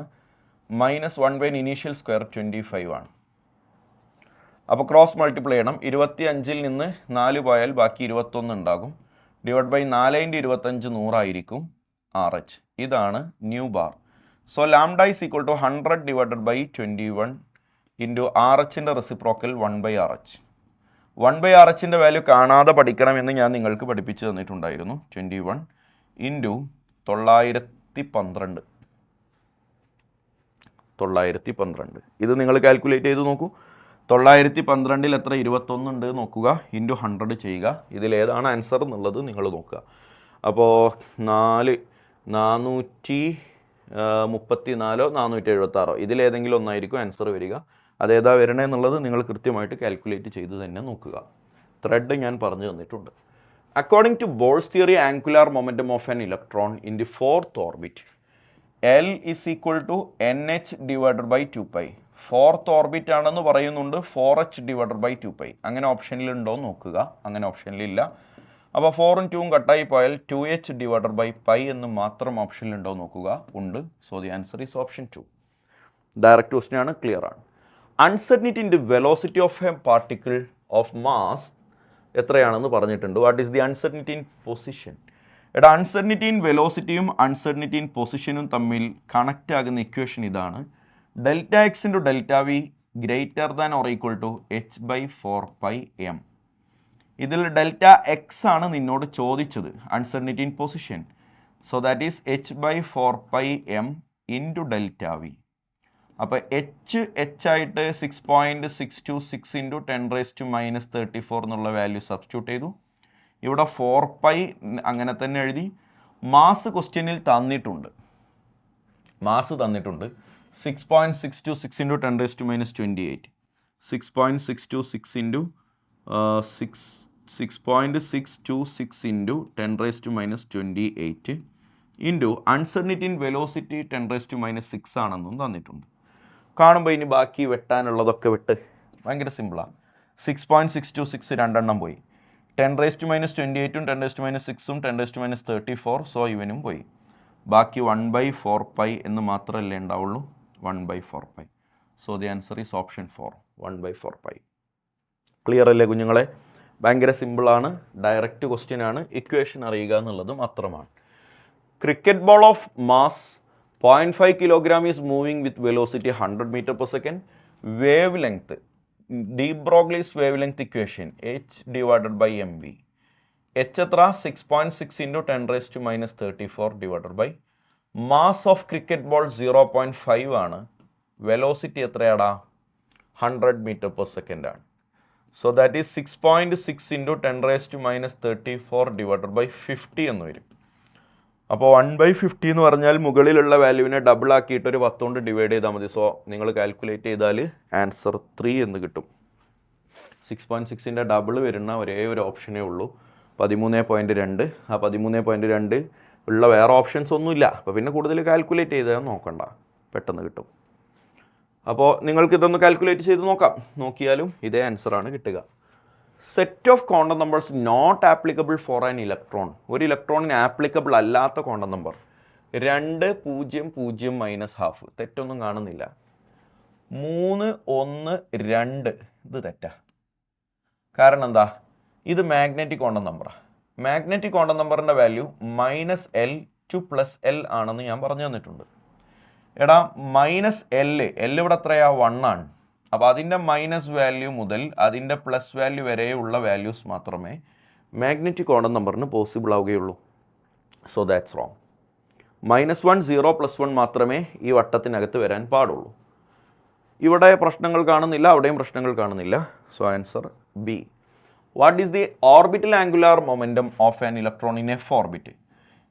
എഫ് ഓർബിറ്റലാണെങ്കിൽ എല്ലിൻ്റെ വാല്യൂ 3 ആണ് എന്ന് നിങ്ങൾക്കറിയാം. L = 3. ഓർബിറ്റൽ ആംഗുലാർ മൊമെൻറ്റം കാണാനുള്ള equation √L × L + 1 h/2π. Equation പഠിപ്പിച്ചതാ. എല്ലിൻ്റെ value substitute the value of L as 3. അപ്പോൾ 3 × 3 + 1 4 അല്ലേ? അപ്പോൾ 12 എന്ന് വരും. ശരിയല്ലേ? √12 × h/2π. ഈ √12 എന്നതിനെ എനിക്ക് √12 എന്നതിനെ √4 × 3 എന്ന് എഴുതാം. √4 × 3 എന്ന് പറഞ്ഞാൽ 2√3 എന്നായി. ശരിയല്ലേടാ? ഉള്ളിലുള്ള 4 പുറത്തേക്ക് വന്നപ്പോൾ 2√3 എന്നായി. So that is 2√3 h/2π. അങ്ങനെ 2 കട്ടായിപ്പോയി. √3 h/π. √3 h/π. So the answer is option 4. Okay അല്ലേ? ഇനി നിങ്ങൾക്ക് ഇതുമായി ബന്ധപ്പെട്ട കൂടുതൽ ക്വസ്റ്റ്യൻസ് ചെയ്തു നോക്കാം. ഡൗട്ടുകൾ ഉണ്ടെങ്കിൽ വാട്സപ്പ് ചെയ്യുക. ബാക്കി നമുക്ക് പിന്നീട് സംസാരിക്കാം. ഇതുപോലെ എല്ലാ ചാപ്റ്ററുകളും നിങ്ങൾ വളരെ കൃത്യമായി നമ്മുടെ ഡിസ്കഷൻ മെറ്റീരിയലും എക്സസൈസ് മെറ്റീരിയലും ഒക്കെ നിങ്ങൾ എന്ത് ചെയ്യണം? വർക്കൗട്ട് ചെയ്ത് പഠിച്ചേ പറ്റും. അത് പഠിച്ചു കഴിഞ്ഞാൽ തന്നെ ഈ ഒരു ചെറിയ ഡ്യൂറേഷൻ കൊണ്ട് നമ്മൾ ഒരുപാട് ക്വസ്റ്റ്യൻസ് പ്രാക്ടീസ് ചെയ്യും. അപ്പോൾ നമുക്ക് അടുത്ത വീഡിയോയിൽ കാണാം. Thank you.